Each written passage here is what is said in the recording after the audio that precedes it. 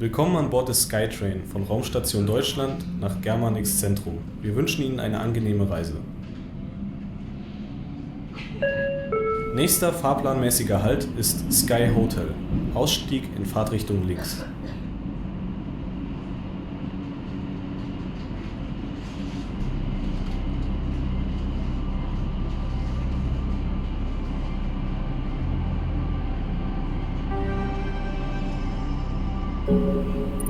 Hello and welcome to Germanix.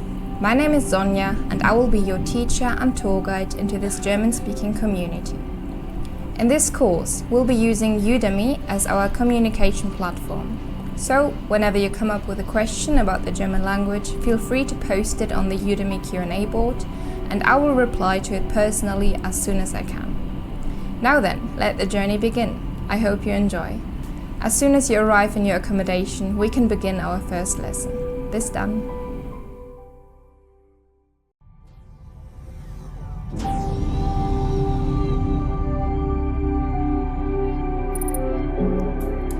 Hallo, guten Tag, and welcome to your first lesson of German. We today have another student with us. Bosco, are you there? Guten Tag. Guten Tag. Okay, so today we are going to talk about greetings.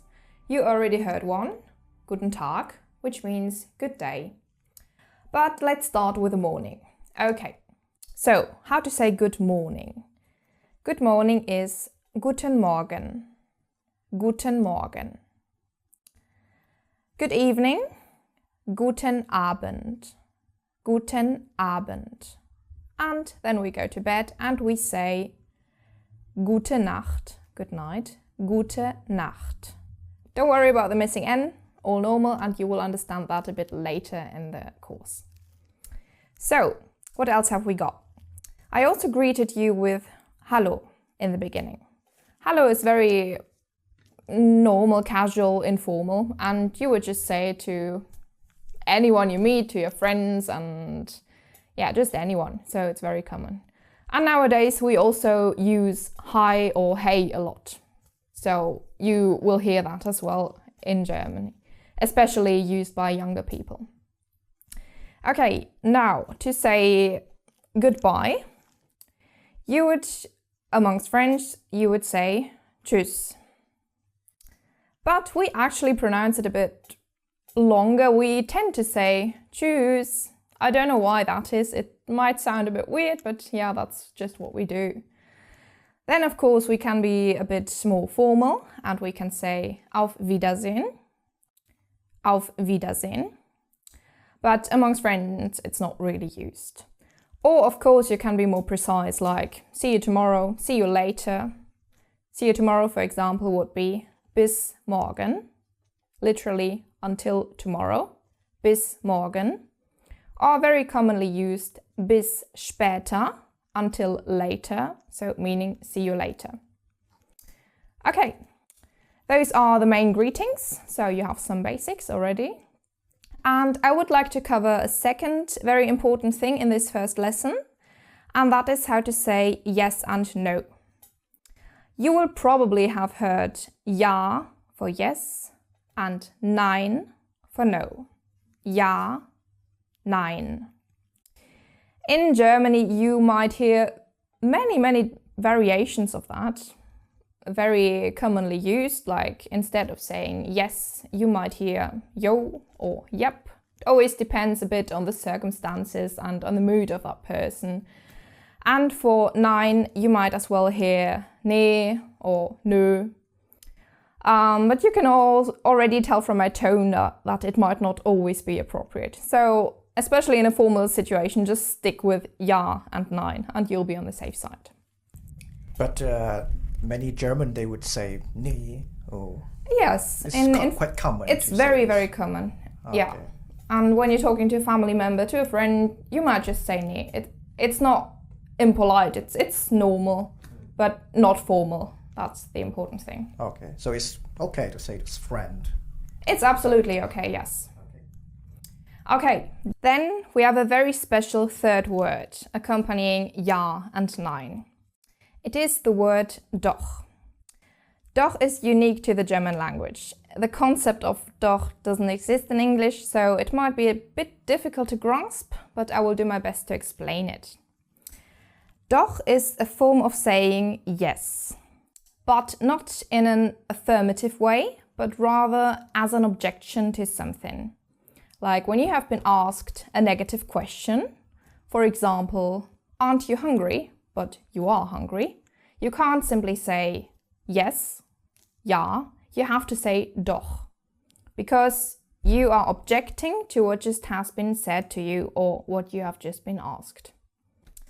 Also, when arguing with someone and you think something is yes and the other person thinks no, then it would go like this. Yes, ja, no, nein, yes, doch. So the second time you want to say ja, you can't say ja, you have to say doch. So the dialogue would go ja, nein, doch, nein, doch, nein, and so on. So, for example, if I say, oh, I can't speak English, but you think that I actually can't speak English. You would Yes, say, if you like, from I you- can't yeah. say, I can't speak English. You say, oh, doch. Exactly. So Doch. that is a negative statement of yours, which I don't agree with. So in order to object you, I say doch, because I think you can. So yeah, doch. Okay. So, oh, I can't speak English. And you say, Yeah, doch. doch. That, which means you think that I actually can't say speak Exactly. English. Yes. And I can't say ja. It honestly wouldn't make sense to us Germans if we said ja in that situation. We would then think, yeah, what? Huh? What are you talking about? So no, we really have to say doch in such a situation. It's a response to my negative Exactly. statement. Can be a negative statement, a negative question, but as soon as you object, you have to say doch. Just doch, and that means Yes. you don't agree with my statement. Exactly. Okay, so we have that covered too. And this is it for lesson 1. And in the next lesson, I'm going to talk about the alphabet. And it's going to be a very, very important lesson because we have so many rules for the German alphabet. But I promise you, once you know them, you will be able to read out every word, no matter if you know it, no matter if you don't know it, or if it's long or short, whatever.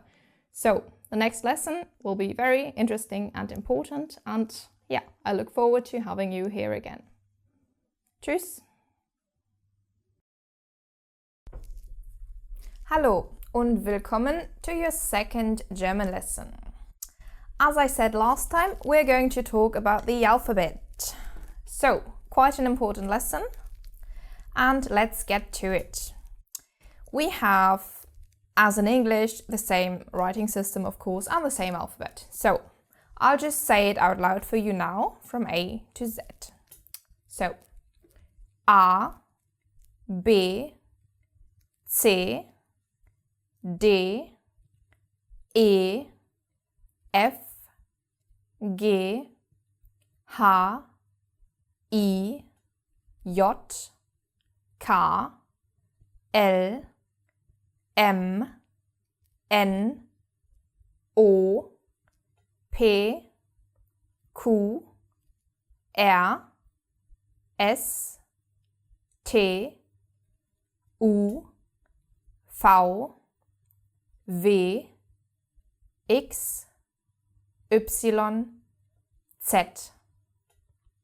Okay, so that is the alphabet, how the letters are called. Of course, you also need to know how they behave within the words and how they are pronounced together with other letters. So, I will go into more details for some of the letters.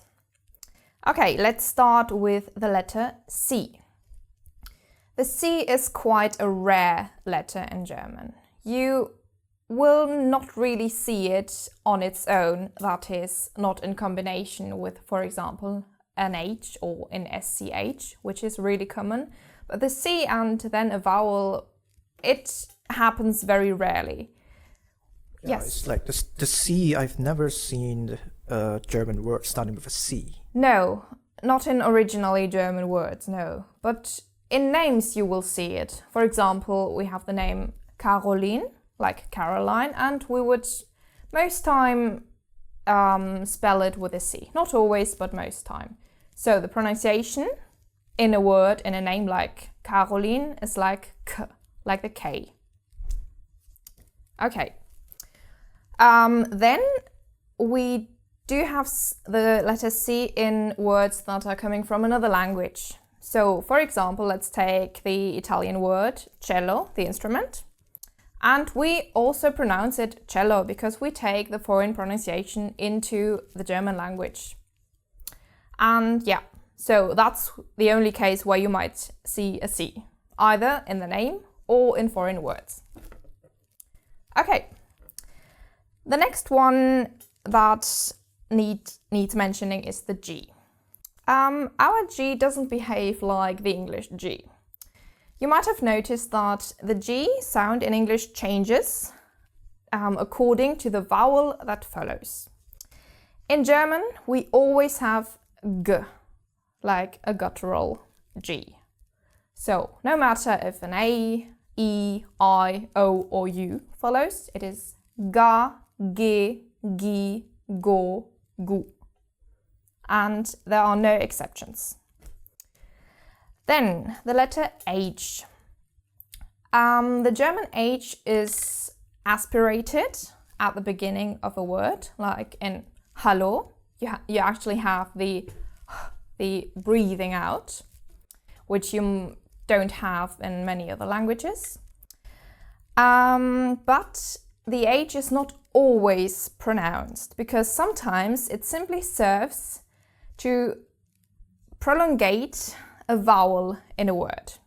So you will very, very often see an H at the end of a word or in the middle of a word after a vowel. For example, let's take the verb to see, which in German is sehen. Sehen. You can see here the H right in the middle, but you don't say sehen because its only purpose is to prolong the first E. So, 2 syllables, first syllable se, second syllable n. So, whether an H is pronounced in an aspirated way or not is a question of its position in the word. So, if a syllable is starting with an H, you have to aspirate. If it is ending a syllable, you have to simply prolongate the vowel. And that is, as I said, very, very common. There are many words ending with an H. Okay, then we have the letter J, which is called J. Okay, as you can already say from its name in German, it is not pronounced like the English J. There is no J sound. It is more like an I in English, Y. So, for example, my own name, which is Sonja, with a J, it's not Sonja, like I do sometimes get called by British people. It is simply Sonja. Okay. There are also not really any exceptions unless we use some English words or even English names, then yes. For example, there are people in Germany called Jessica with the English pronunciation. So that's when we would adapt to a foreign pronunciation and vary our own true pronunciation. Okay, then we have a very, very important letter. It is the R, the R. When I was listing the alphabet, you heard me calling it R, which is a sound where you actually can't really hear an R like you are used to it. So, the R is not really pronounced in most cases, but when it is like the French R. So, it is a R. It's in your throat, a guttural R. It might be a bit hard to do for one who's not a native in German or French. It is actually a bit like when you are gurgling with something, so you have water in your throat and after brushing your teeth or whatever and you're gurgling, then you might make that sound. So, let me give you an example. Let's take the color red, which is rot. Now, the word is starting with the R, so of course you have to pronounce it. Rot. Also, after another consonant, let's take the word bread, which is brot. BR. In this combination, you have to pronounce the R, so brot. Okay. So it's not like for the color red is red. So it's not red. No, you have to use the German R, the guttural R in the back of your throat. So it's like you have to apply pressure here on the throat to really... Yes, it might be something you just have to practice and then one day it will come out. It's like practicing the Italian or Spanish R. It just takes practice when it's not part of your own language. Could you say that again? The red? Rot. So, rrr. Ah. But you're exaggerating now. Yes, of course I'm exaggerating, yes. But normally you say rot. Rot. Yeah, very briefly. It's exactly like in French. So maybe that might help someone out there. Okay, but as I said, the R is not always pronounced. Let's get back to syllables. So, as with the H, it matters where in a word the R is. So, when a syllable or a word is starting with an R, you have to pronounce it, apparently, otherwise there would be just a void. But if a word is ending with an R, something a bit weird happens.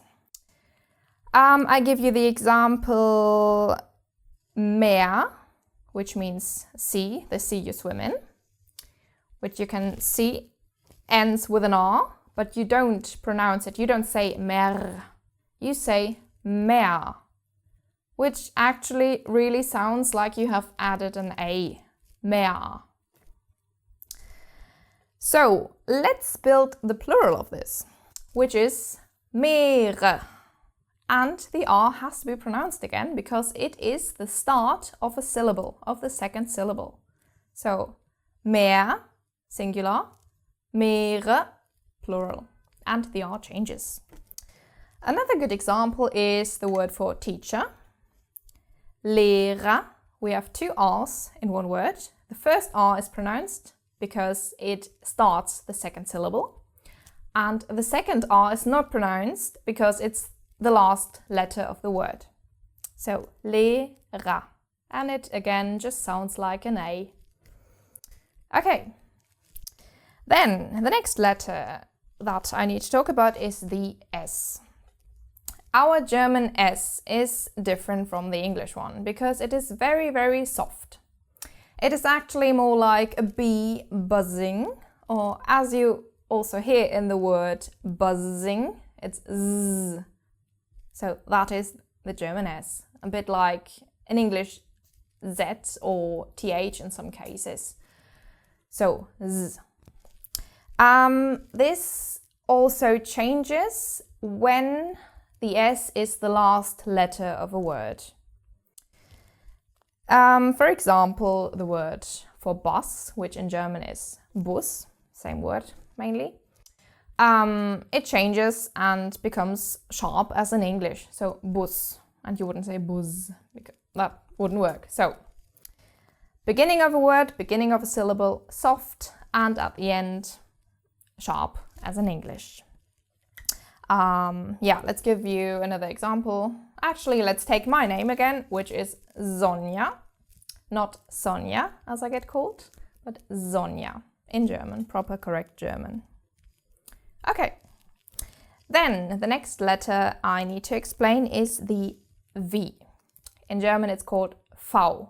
And also in this case, the pronunciation of the letter itself already tells you that it is quite different from English because we actually pronounce it mostly as an F. F. For example, Vater, which means father, Vater. Or, you know the car brand Volkswagen, Volkswagen. You probably will have pronounced it wrong all your life, but you have to pronounce this V like an F. And actually, quite curiously, in this case of Volkswagen, no German would ever say Volkswagen. Everyone only says VW. Which also brings us to our next letter, the V, W. Because this is the one we pronounce like you, in English, pronounce your V. So, without exceptions, our W is pronounced V, as in Wasser, Wasser, water, or winter in German is Winter. So it's written in exactly the same way as you can see, but we pronounce the W differently.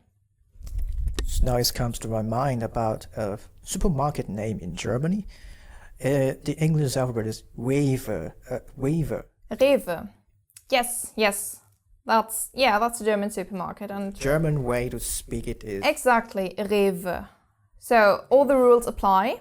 The R at the beginning is our guttural R, and then the W pronounced like a V. Like a V. Yeah, Rewe. Rewe.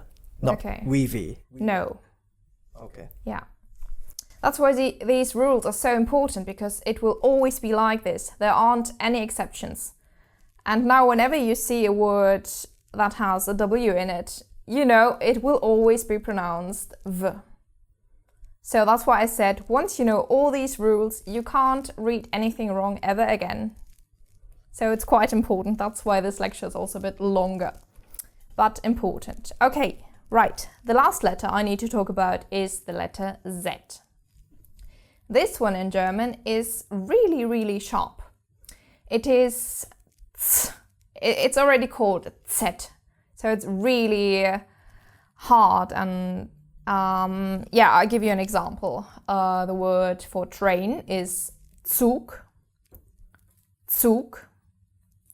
Or also another word in combination with a T, it gets even a bit stronger. So for example, the word for sentence is Satz. So you have T, Z, a very common combination, and just a very, very sharp sound. Also the word, again, same spelling as in English. In English you have Zoo. In German, Zoo. Okay, so yeah, when people say German is a hard language, in this case of the Z it is true, although then think of the S and it's not true at all. Okay, that's the normal alphabet. You might already know that there's more to it, and we will cover that in the next lesson, when I will talk to you about letter combinations, which is also very, very important to know. So, I look forward to see you in the next lesson again, and tschüss! Hallo und willkommen to lesson number 3. In this lesson, as I announced last time, we are going to talk about letter combinations. So, we already covered the whole alphabet, the normal alphabet from A to Z. Now we are talking about certain letters acting together and therefore having another sound. Let's talk about vowels first. You might have heard about Umlaute. Umlaute are combinations of letters which you see as R or U with 2 dots on top, as you can see here. So here we have the first one, R with the dots is pronounced ä. The O with 2 dots becomes Ö. It's a sound that you might know from French, but very particular to the German language as well. Then we have the U with 2 dots, which becomes Ü. So those 3, Ä, Ö, Ü. Okay, this is a combination because what it actually is, it is an A, an O and a U followed by an E. So, A plus E becomes Ä, O plus E becomes Ö. U plus E becomes Ü. Okay. This is important when, for example, you are writing something on your keyboard, on your international English, whatever keyboard. And of course you don't have these letters Ä, Ö, Ü. So what you do, you use the combinations AE, OE, UE, which are correct. Because what would not be correct if you just use A, O, U. So the correct version AE, OE, UE, AE, OE, UE. Same goes for if someday you happen to make a German crossword. Or we in Germany, when we are doing a crossword, we have to use those combinations in order to be correct. Okay, for the pronunciation, it is different because in English you don't have Ö or Ü, but just practice and listen carefully how people pronounce it and try to imitate. Okay, then we have diphthongs. A diphthong is also a combination of vowels. And yeah, in German we have 5 vowel combinations I need to mention here. Let's start with AU. AU is simply pronounced Au. Au. Okay, like when you're hurting yourself. Au. Then we have EU, which is always pronounced Oi. EU becomes Oi. Unless we have it in a foreign word, like we use the French word friseur, that we have EU, but we would pronounce it the French way. Okay, then we have the letter combination Ä plus U. So you can see we already have our umlaut Ä and a following U, and this is also pronounced Oi. No exceptions, so we have 2 sounds that create an Oi sound, EU and AU. Okay, then we have EI. EI is always pronounced I. And it is very common. You will see it in so many words and you always pronounce it I. And the last one, the opposite, I and E, I plus E, which just becomes a very, very, very long E sound. So whenever you see I-E, you just pronounce it in a very long manner. So you wouldn't say ie, like pronouncing those singularly, but just they form together a very long E. Okay, that's all there is to know about vowel combinations. Now we get into the consonants. And there are a few combinations that are really important and need clarification. So, a major thing is the CH, a very, very common combination in the German language. And the pronunciation of this varies, and it depends on what other letters accompany the CH. And what it really depends on solely is the very letter before the CH combination. So, for example, we have ACH. This is pronounced ach. This is not a word, it's just a combination of letters that occurs in many, many words. So, after the A, after R, you always have this guttural CH, ach. Okay. This changes, however, after the letter E, for example. After the E, in German E, the CH becomes a very different sound. So, the combination ECH is pronounced ech. You don't have this guttural ch anymore. It is just some air leaving your mouth through gritted teeth, so ech. This is also very, this sound only exists in the German language. And it might be a bit difficult at first, but again, just listen carefully and try to imitate, and then one day you will manage to pronounce that. And yes, you don't only have this after the E, but also after the I. So, ICH becomes ich. And you might have heard this word because it actually means I. So, ich, I. And yeah, so we have after the A, guttural CH, after E and I, a very, let's call it a soft CH. Now we have O and U. After those two, the H again is hard guttural. So OCH, och, UCH, uch. These are not words, but they occur in within many words. So it's important to know how to pronounce them correctly. So far we have ach, ech, ich, och, uch. Okay, so the rule is after E and I, the CH is soft. So what happens after Ä, Ö and Ü?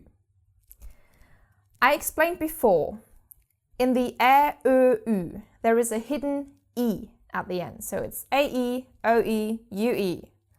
And because there is this E, the CH that follows has to be soft, because we just established the rule after E, CH is soft. So after those, ech, öch, üch. Very soft and not in the throat. Okay, then after other vowel combinations like AU, EU, AU, EI, IE. The same rule. So let's look at AU. It ends with a U, and after U we have the rule, the CH is hard, it's in your throat. For all the others though, now we have EU. We do have the U at the end of this combination, but I told you before the pronunciation of this one is oi. So practically we have an I, like OI, oi. EU is pronounced oi. And therefore, if a CH follows, it is soft again. Euch. Then, same thing for EI and IE. It ends with first with an I and then with an E. So the rule is CH is pronounced softly. So, eich, ich. Okay, I know this might be very difficult to memorize all at once, but practically, just remember, there are only 4 vowels or vowel combinations when the CH is actually the hard sound in the back of your throat. So the CH is only hard after A, O, U and the combination AU. In all the other cases, it is this very, very soft sound. Okay, let me quickly try to explain how to produce that sound. What's happening in your mouth when you're doing that? You are sort of biting your own tongue. Like you push your tongue through your molars, so the back teeth, and then just let out some air. So just try to do it, and yeah, maybe you will manage. Maybe not at first, but the important thing is to know that the CH is not always and actually mostly not pronounced in a very hard way. Okay.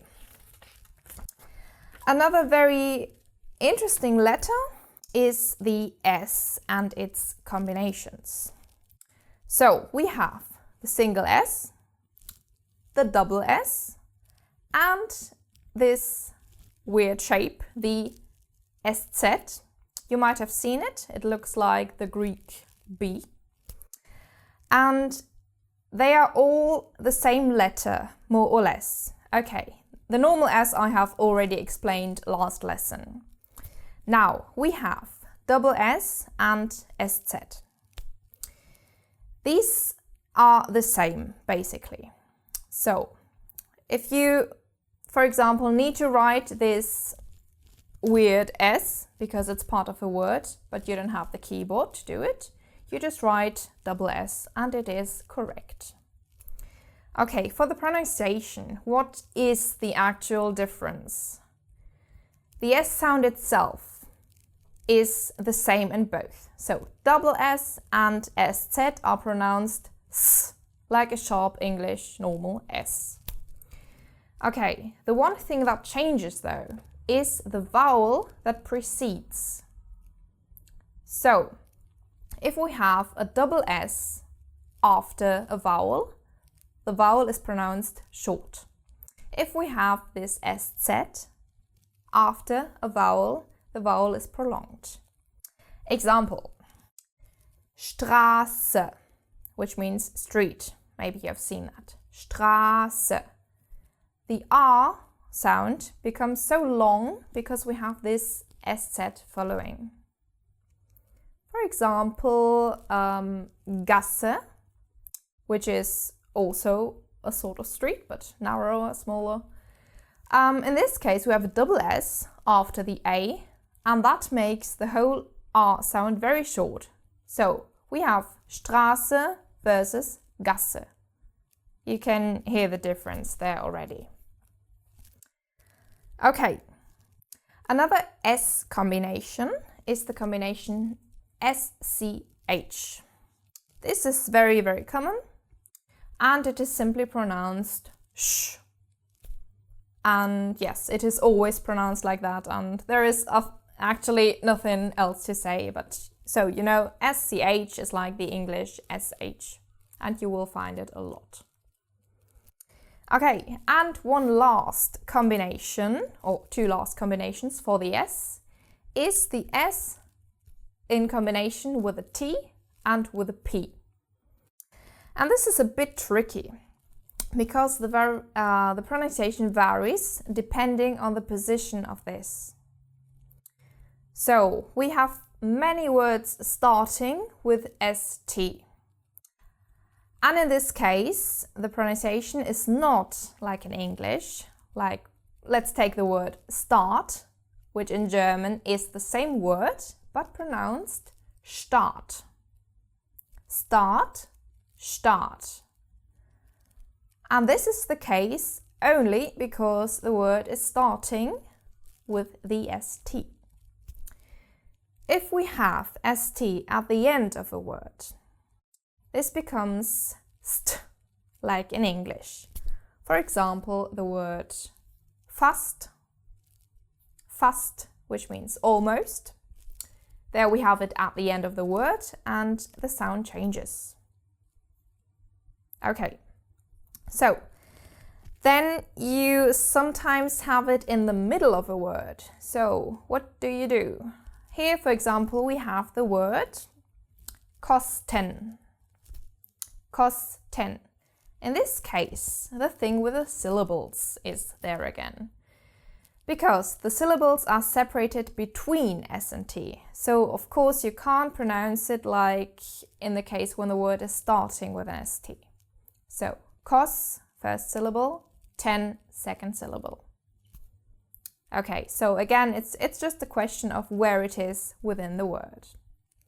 The same, exactly the same goes for SP. If a word starts with an SP, as in spielen, spielen, to play, SP is sp. If we have it in the middle of a word, which is really not very common, but it happens, like in the word prospect, prospect, like in English, prospect, same thing, then S and P are separated and therefore do not create this sp sound. Okay, what doesn't exist would be the SP at the end of a word, so don't worry about that. Okay, yes, that's been all the letter combinations to know. And I want to repeat again, once you know all the rules, you can't read anything wrong ever again. So try to learn them really good and yes, then you will be fine for whatever word you see. Okay, thank you for joining again, and I will see you in the next lesson. Tschüss!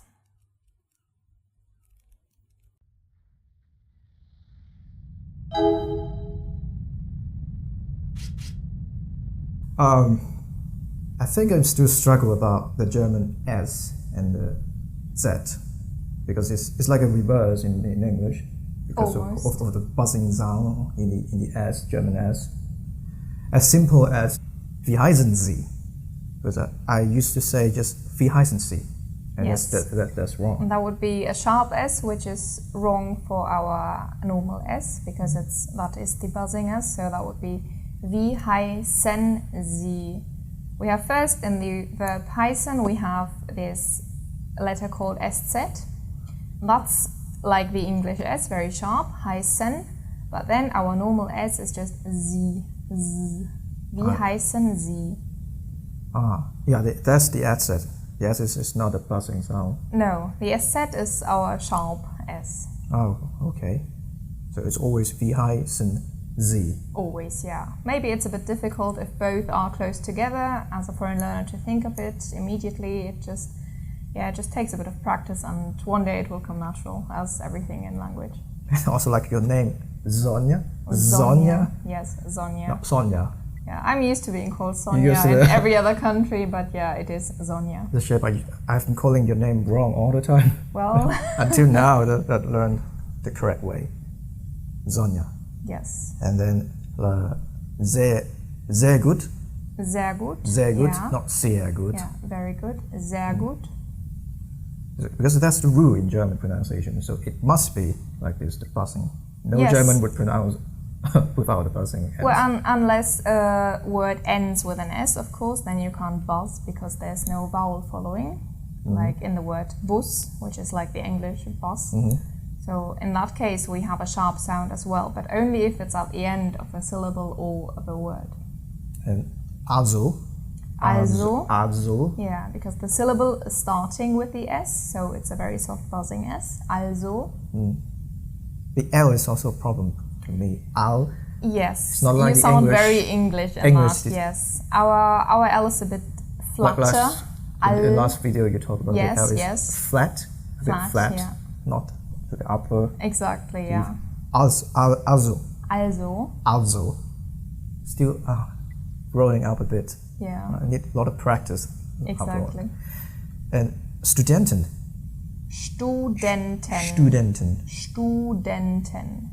Without a buzzing, yeah. Yes, because ST is, it's always st. It's like, it's impossible to do buzzing in this case, right? Yes, Studenten. it is. It's difficult, so. Studenten. Yeah, that's the specific rule that as ST at the beginning of a syllable or word is always st.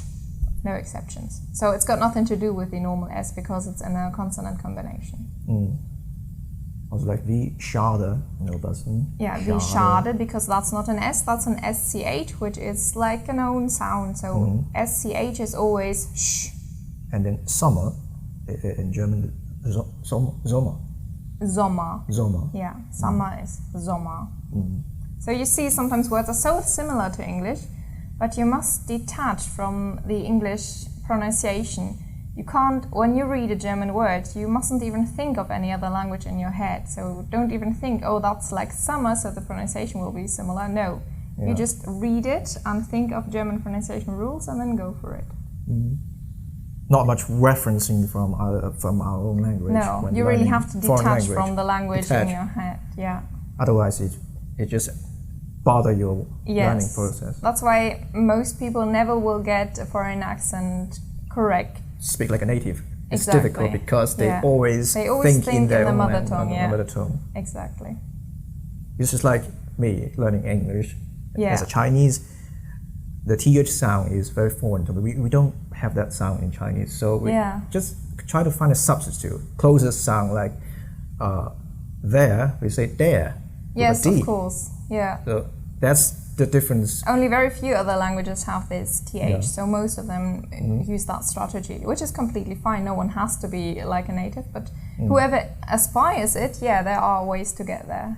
But it's just a tiny detail Yes, if you have to pay a lot of attention to it, detail, it would make you sound more like a native. Yes. Okay. And then the Z in German, zu Hause. Yeah, our Z is not a Z, it is called Z. So you can hear it, it is so hard. It's A lot of air coming out. a lot of air, yeah. Z. So, zu Hause. Zu Hause. Yeah, at home. Zu Hause. Yeah, you can't go wrong in exaggerating this one even, because that is a strong letter. And then another one, zusammen. Yes, zusammen. So it's difficult when those letters are so close together to make that switch in your mind. That's why you mustn't think of any other pronunciation of any other language. So, zusammen. With buzzing S. Yeah, the S is always buzzing when a syllable begins with it. Oh, it's difficult. Zusammen. Zusammen. Yeah. Always hear that when paying a bill in the restaurant. The waitress was yes. Zusammen. Zusammen oder getrennt. Oder getrennt. Yeah, exactly. So zusammen, together, combined.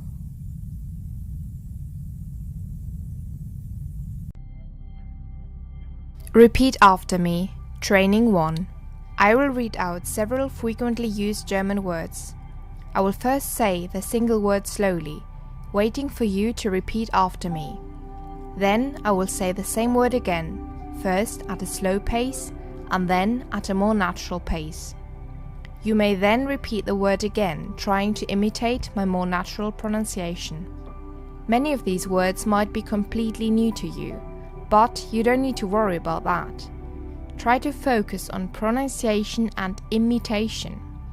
Towards the end, I have included 2 examples of longer words, in order to show you that there is no need to fear them, as all the rules of pronunciation still apply. Die Arbeit. Die Arbeit. Die Arbeit. Die Arbeit. Die Sprache. Die Sprache. Die Sprache. Die Sprache. Wachsen. Wachsen. Wachsen. Wachsen. Die Häuser. Die Häuser. Die Häuser. Die Häuser. Die Schule. Die Schule. Die Schule. Die Schule. Leben. Leben. Leben. Leben. Lieben. Lieben. Lieben. Lieben. Der Frühling. Der Frühling. Der Frühling. Der Frühling. Der Herbst. Der Herbst. Der Herbst. Der Herbst. Die Hose. Die Hose. Die Hose. Die Hose. Das Zimmer.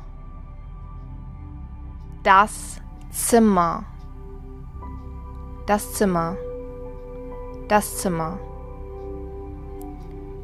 Schließen. Schließen. Schließen. Schließen. Schwer. Schwer. Schwer. schwer, fröhlich, fröhlich, fröhlich, fröhlich.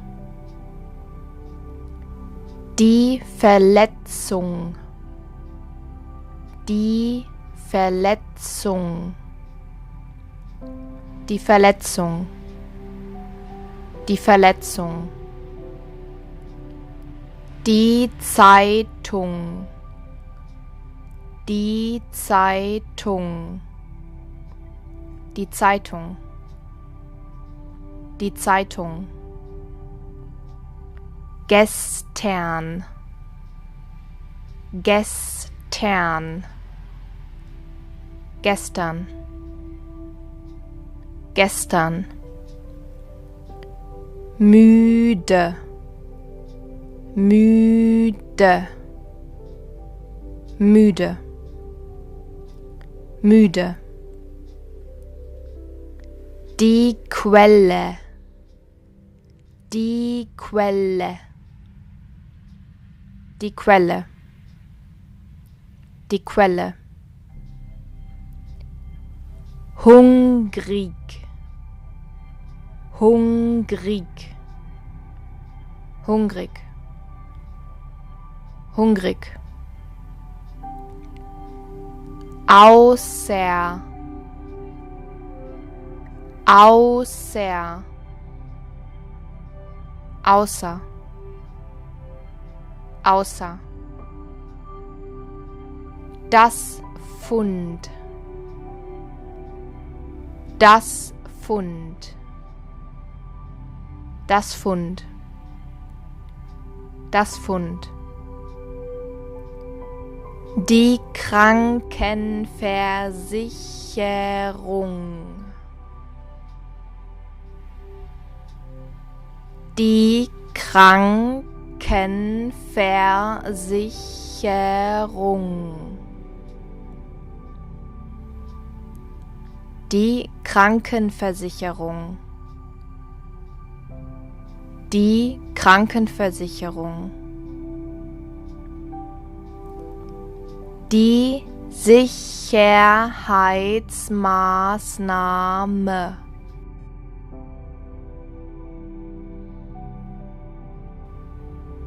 die Sicherheitsmaßnahme, die Sicherheitsmaßnahme, die Sicherheitsmaßnahme.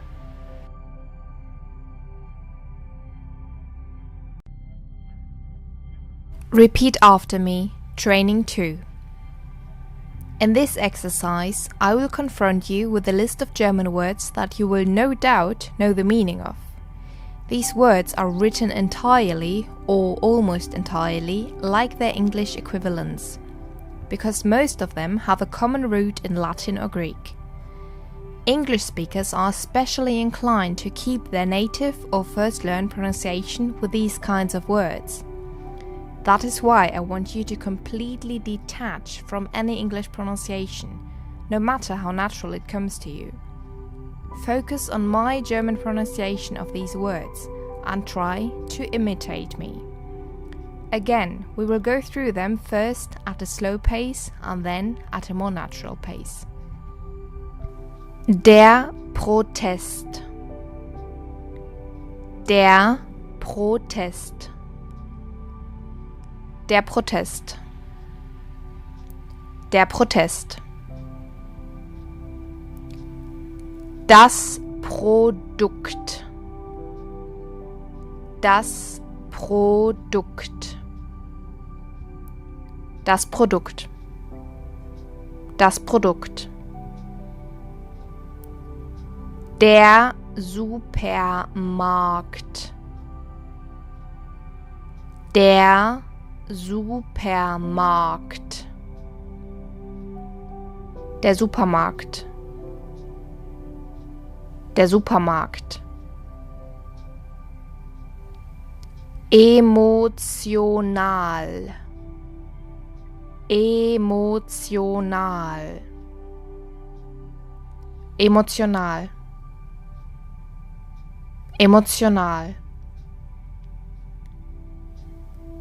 Der Kindergarten, der Kindergarten, der Kindergarten, der Kindergarten. Der Ring, der Ring, der Ring, der Ring. Die Temperatur, die Temperatur, die Temperatur, die Temperatur. Der Ball, der Ball, der Ball, der Ball. Das Gold, das Gold, das Gold, das Gold. Warm, warm, warm, warm. Der Sport, der Sport, der Sport, der Sport. Englisch, Englisch, Englisch, Englisch. Das Telefon, das Telefon, das Telefon, das Telefon. Der Millimeter, der Millimeter, der Millimeter, der Millimeter. Das Thermometer, das Thermometer, das Thermometer, das Thermometer.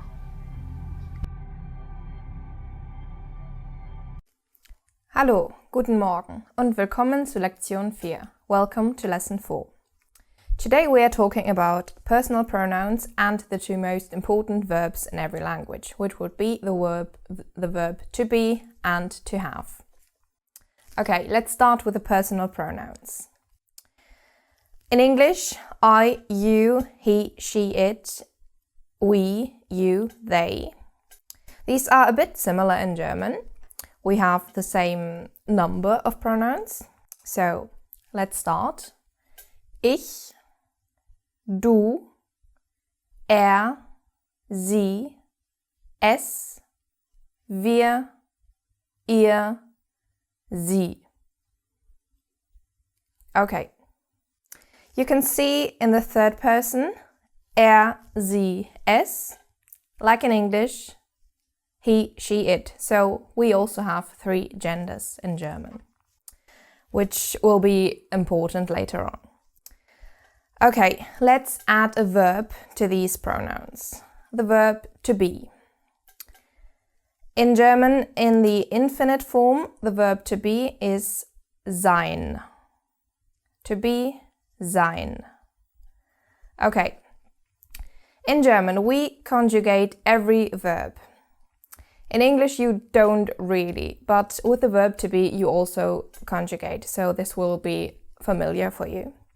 So, we have I am, ich bin, ich bin. You are. Du bist. Du bist. He is. Ist. Ist.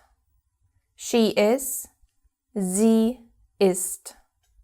Sie ist. It is. Es ist. Es ist. We are. Wir sind. Wir sind. You are. Ihr seid. Ihr seid. They are. Sie sind. Sie sind. Okay, so that's your first verb, the most important one, the most used one. And let's also cover the verb to have, which in English you do not really conjugate except for the change in the third person singular. But you will see in German we do, and the conjugation itself is quite regular, even in irregular verbs. So you will already see similarities with the verb to be. Okay, let's get started. I have. Ich habe. Ich habe. You have. Du hast.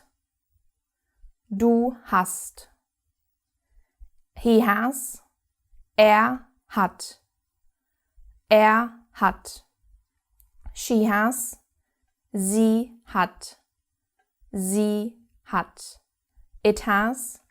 Es hat. Es hat. We have. Wir haben. Wir haben. You have. Ihr habt. Ihr habt. They have. Sie haben. Sie haben. Okay. That would be your first conjugation. I will now give you some sentences, and you will see that everything is always regular, and I think you might easily understand these sentences. Okay, sentence 1. Ich bin glücklich. Ich bin glücklich. Here you see ich bin, I am. Glücklich is an adjective which means happy. So, I am happy. Ich bin glücklich. Same word order as in English. Easy. Then, second sentence. Sie ist schon da. Sie ist schon da. So, who are we talking about? About her, a female, she. She is, sie ist schon da. Schon da means she is already here. Sie ist schon da. She is already here. Now, let's go with a question. Seid ihr müde? Seid ihr müde? You've already seen ihr means you in the plural. Seid, the verb to be. So, you are tired. But here, as a question, are you tired? And in German, as in English, we shift the verb behind the before the pronoun. So, you are, ihr seid, and are you, seid ihr. Question, are you tired? Seid ihr müde? Okay, the verb to have in sentences. Another question, hast du Hunger? Hast du Hunger? Means, are you hungry? So in this case, we actually use the verb to have. Literally, do you have hunger? Hast du Hunger? Also here, question, verb comes first, personal pronoun follows. Okay. Another sentence, wir haben keine Lust. Wir haben keine Lust. We have, wir haben. Keine Lust is a very, very common expression, which is why I'm including it already now. It means we're not in the mood, we don't want to, but it's a proper expression that people use. That's why you should hear it as early as possible. Wir haben keine Lust could be translated as we are not in the mood. Okay, and a last example. Sie haben einen Hund. Sie haben einen Hund. They have a dog. Here the verb have just indicates a possession, so a bit easier. Sie haben einen Hund. Okay. To see, they can both be she and they. See. Yes, it's practically the same word. She, sie, they, sie. That's why a conjugation comes in handy, because then when you have the correct verb form, you know if it's singular or plural. But yes, the word itself is the same. Okay. In a couple of lessons we will get back to verbs, but this is for now a good basic, and yeah. So I hope it was easy to follow, and I will see you in the next lesson. Thank you.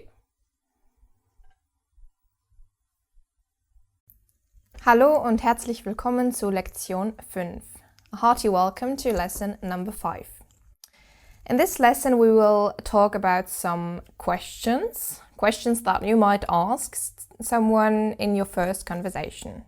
So it's all about introducing yourself and getting to know the other person. So in this lesson you will hear many new interrogative words. Okay, let's start with a very basic.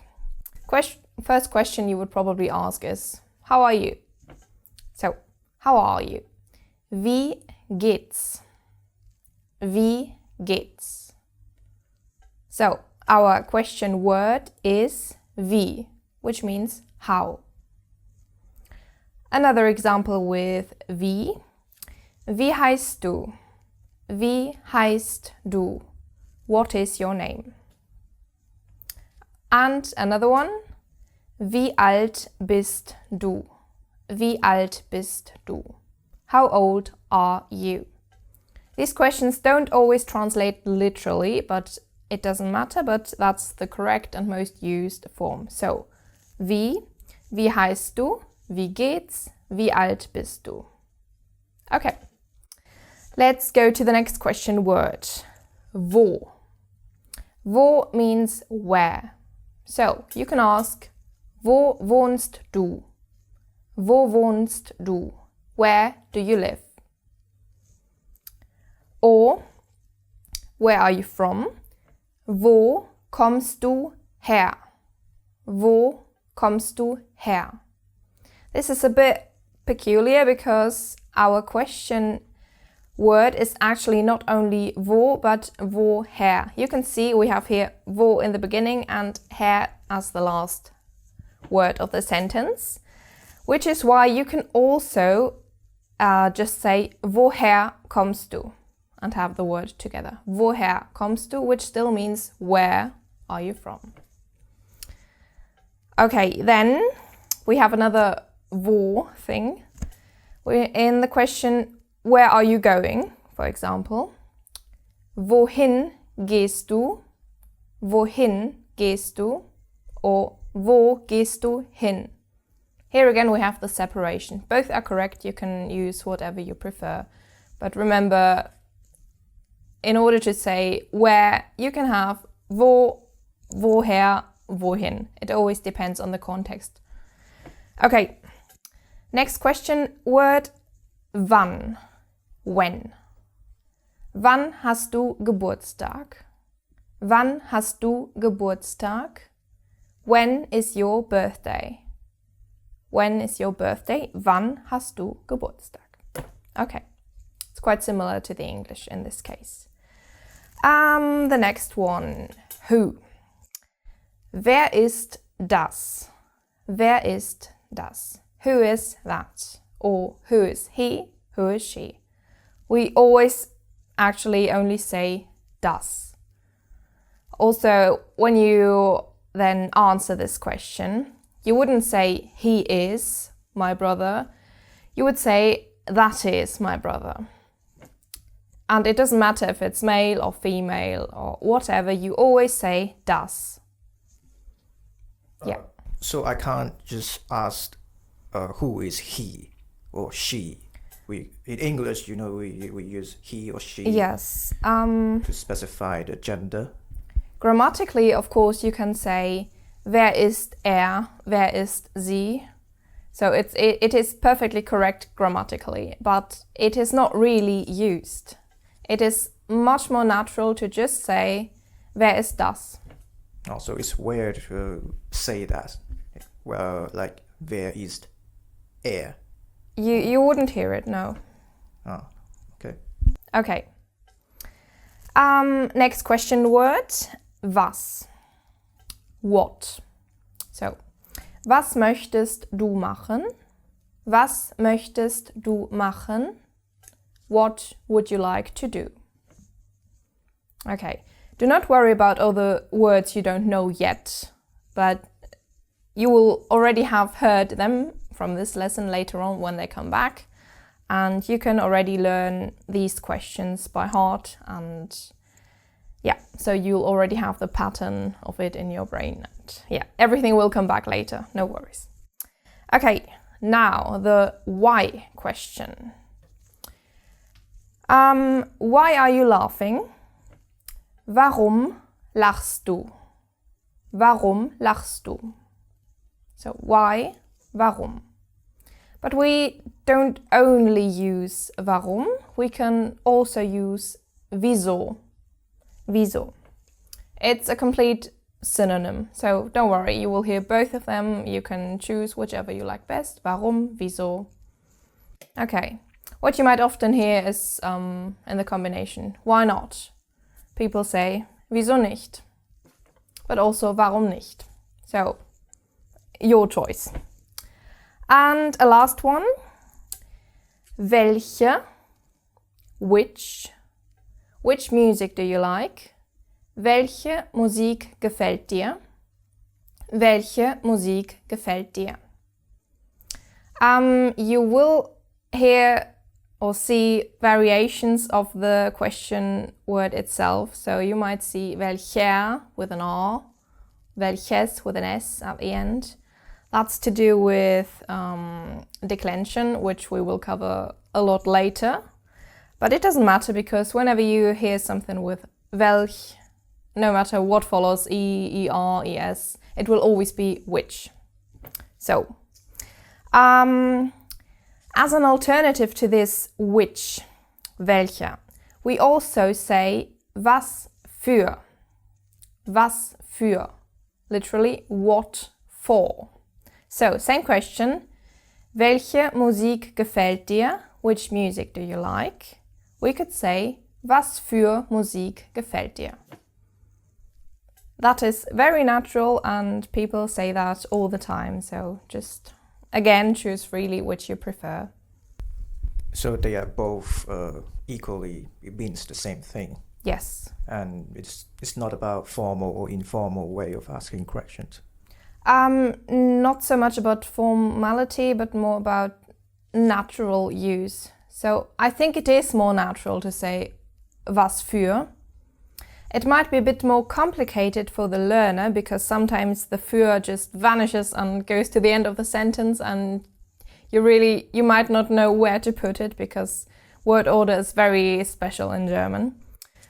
So it might be safer to stick with welche, which is always correct, and it's not super formal or anything. So yeah.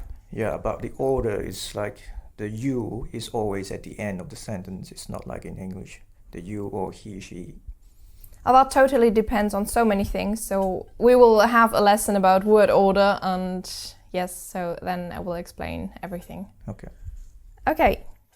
So one last thing to say is, I will get back to the question word wo, because you will very, very often find wo in a combination with other pronouns. And these are a bit difficult to understand, but just so you know they exist. And for example, you might see worauf, worüber, worunter. These later function as conjunctions between sentences. It's quite complex, but so don't worry if you see them.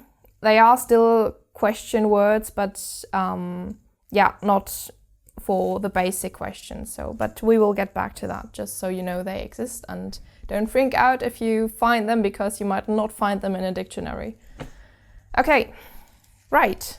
So in the next lesson we will get back to verbs, regular verbs, which then will come in handy to fully understand the questions we have just gone through. Okay, thank you very much, and I look forward to seeing you again. Goodbye. Tschüss. Hallo und willkommen zu Lektion Nummer 6. Welcome to lesson number 6. In this lesson we are talking about regular verbs. You have already learned the verb to be and to have. These are not regular but very important, so now we can do a comparison with a regular verb. Let's start with the verb gehen, to walk or to go. Gehen. Gehen is the infinite form. So, every verb in German ends with en in the infinite form. Okay, so the conjugation, which we have to do in German. You remember the personal pronouns ich, du, er, sie, es, wir, ihr, sie. Let's add the verb gehen. Ich gehe, du gehst, er, sie, es geht, wir gehen, ihr geht, sie gehen. Okay, so we have the stem of the verb gehen, which is geh, G-E-H, and then an ending, which changes with the person of the sentence. So, ich, I, requires an I to the stem. So, geh plus E, gehe. Second person singular, du, requires st. Gehst. Ge, the stem plus st. Gehst. Third person singular, er, sie, es, geht. So we just add a t to the stem. Wir gehen. Gehen, we add an en, or you could say we leave it at the infinite form, because it's the same form. Gehen, then you, plural, second person. Ihr geht, again we add a t. And sie gehen, we add an en, or back to the infinitive form. Okay, if you look here, you can see it's actually very easy to remember. We have E, S, T, T, E, N, T, E, N. And that goes for every verb there is, every regular verb. Okay, let's dive directly into another one. The verb machen, to make or to do, machen. So, we have ich mache, stem mach plus E. Du machst, stem plus st. Er, sie, es macht, stem plus t. Wir machen, stem plus en. Ihr macht, stem plus t. And sie machen, stem plus en. Okay, very regular, quite easy to remember. And yeah, I said in the beginning, all the verbs in the infinite form end with en. We do have some verbs where there is an L or an R in the middle, so we have verbs that end with ERN or ELN, but that does not affect the endings of the verb. So the conjugation is still regular and all. Even if we have an irregular verb, normally the endings stay the same. So the irregularity in German verbs is in the stem and not in the ending. And we will get back to that in another lesson. Okay, now what you can do, I will give you 3 verbs now and you can try to conjugate them. So just write them down or just do it in your head. These verbs are regular, so Just look at the endings we've just seen and try to conjugate the verbs. Okay, the first verb is möchten, möchten, which means to want or to like. The second one is verstehen, verstehen, to understand. And the third one, lernen, to learn. Okay, so you can try, give it a go, conjugate these verbs, and then later you can check if they are correct in the file. Okay, thank you for listening and I see you in the next lesson. Tschüss! Hallo und herzlich willkommen zu Lektion 7. In this lesson we are going to talk about inversion. Okay, so what is that? Inversion means when two elements of speech swap positions. So, our standard word order would be subject plus verb plus then maybe an object or a time or place. Okay, in the case of inversion, this order is not maintained. And we are talking about the swapping from the verb to the position of the subject. Okay, so let's take a very simple sentence. Ich esse jetzt. Ich esse jetzt. The verb essen, to eat, and the word jetzt means now. So, ich esse jetzt. I am eating now. Okay, if we want to start this sentence with now, the whole structure changes. So, ich esse jetzt becomes jetzt esse ich. So, jetzt esse ich, time, verb, subject. You cannot say jetzt ich esse. That is just completely wrong. So, that's a basic case of inversion. When would you change that structure? You could start a sentence with the time in order to stress the time. That often happens. It's very natural that you put first what you want to put the focus on. And if you decide to put something else first, you simply have to change the position from subject and verb. Okay, another example. Er macht nichts. Er macht nichts. He does nothing. He is doing nothing. If we want to stress the fact of nothing and put this in the beginning, everything changes again and we have nichts macht er. Nichts macht er. So you see, if simply anything comes first, if anything else apart from the subject is the first word of the sentence, we have to swap positions. In this case, when would you say that? For example, person 1 says, macht nichts. Simple statement, macht nichts. Second person hasn't really grasped it and asks, what is he doing? Was macht er? So the first person repeats himself again, and now he swaps position, nichts macht er, because you want to stress the nichts in this case. Nichts macht er, habe ich gesagt. Nothing he's doing is what I said. Okay, so this is very common and this is absolutely mandatory in German.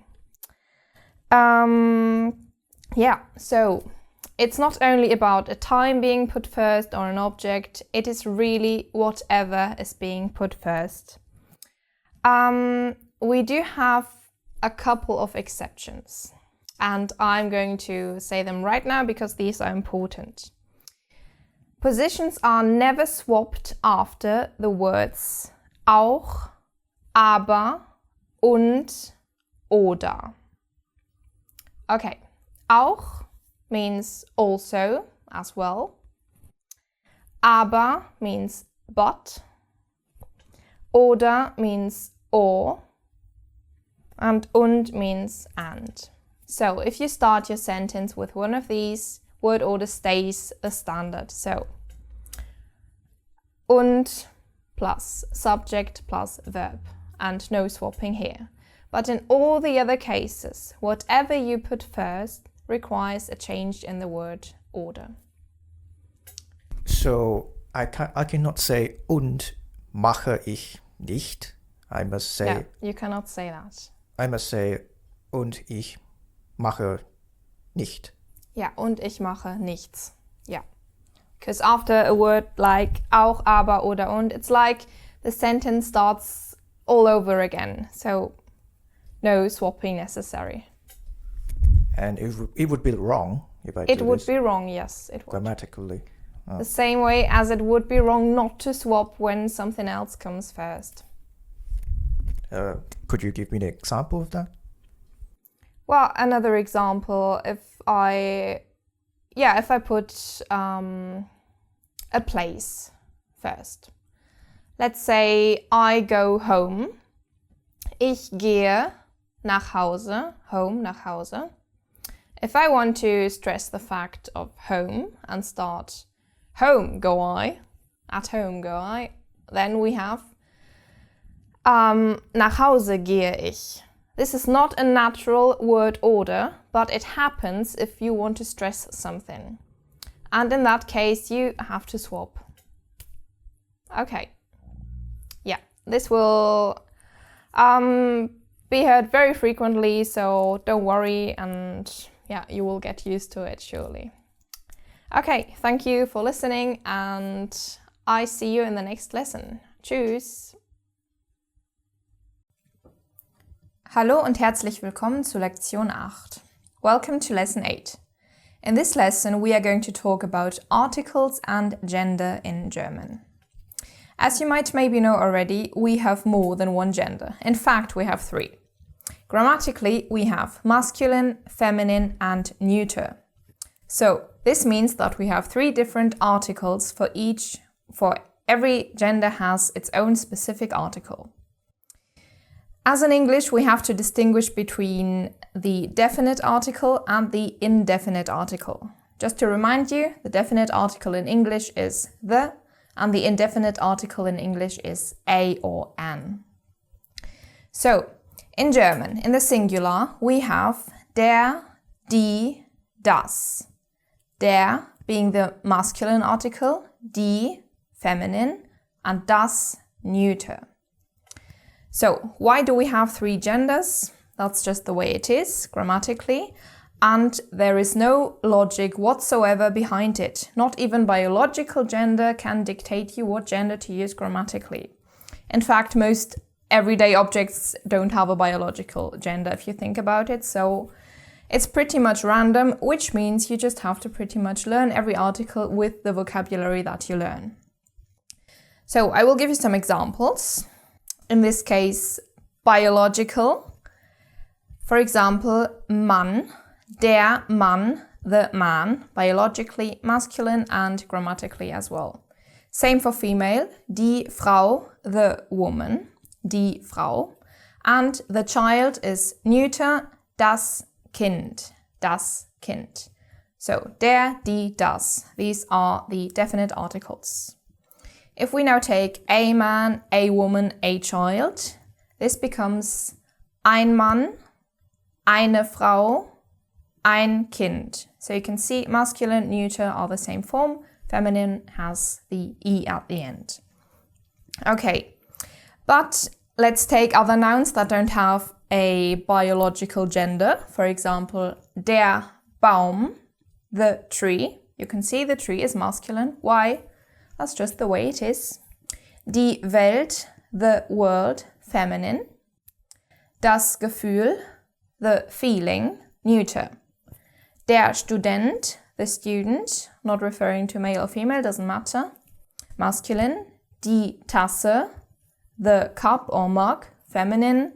Das Auto, neuter. Das Auto, the car.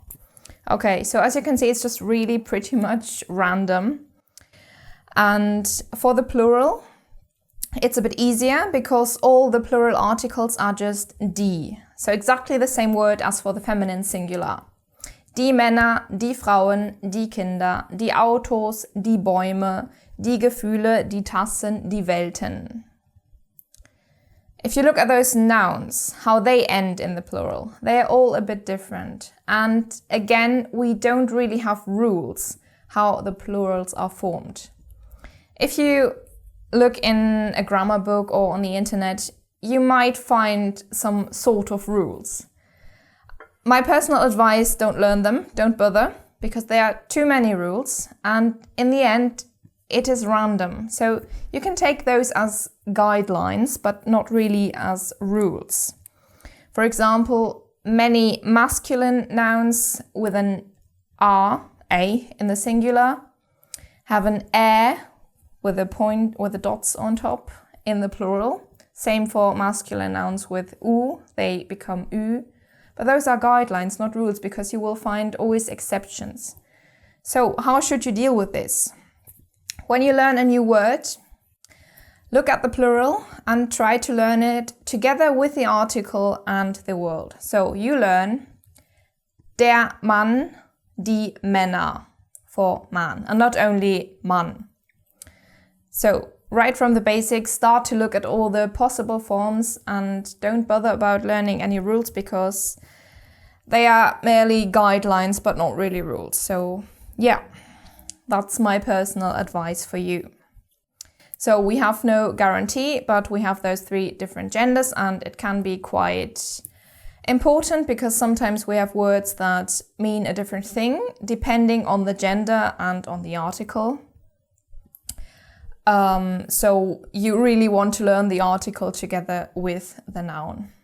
Okay, so that's it for this lesson, and now I will see you in the next lesson and another bit of German grammar. Thank you very much for listening, and I look forward to seeing you again. Thank you. Hallo und herzlich willkommen zu Lektion 9. Welcome to lesson 9. So, last time we covered nouns and plural. So, what goes well with that? Numbers. Okay, I will teach you all the numbers in this lesson, and you will see they are a tiny bit funny sometimes, so let's get right to it. Okay, let's start with the numbers from 1 to 10. Okay, I'll just say them and you will see them here. 1, 2, 3, 4, 5, 6, 7, 8, 9, 10. Okay, so from 1 to 10. All the rules of pronunciation apply, so it shouldn't be a problem on how to pronounce them. So, from 10 to 20.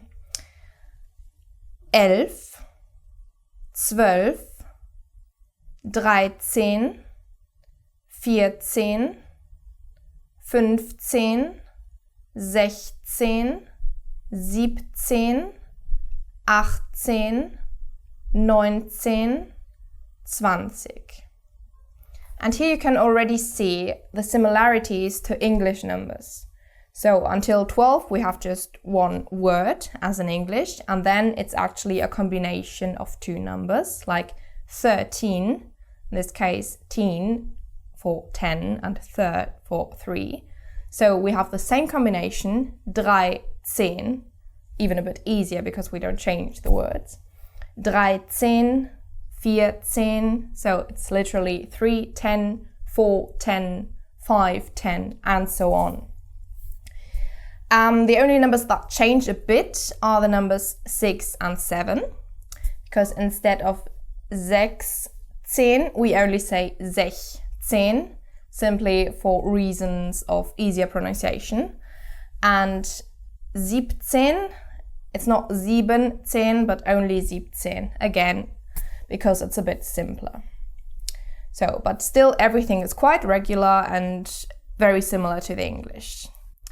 What happens after 20 though is a bit, sort of weird maybe. In English we have 21, 22, 23, 24, and so on. So you take the 20 and you add the other number. In German, we do the exact opposite. We first take the small number and then the large number. So 21 is 21. 21. Apart from the fact that the S from eins is missing, you will see here, this is a combination of 1 and 20. 3 words together, 1 and 20. And this goes on like that. 1 and 20, 2 and 20, 3 and 20, 21, 22, 23,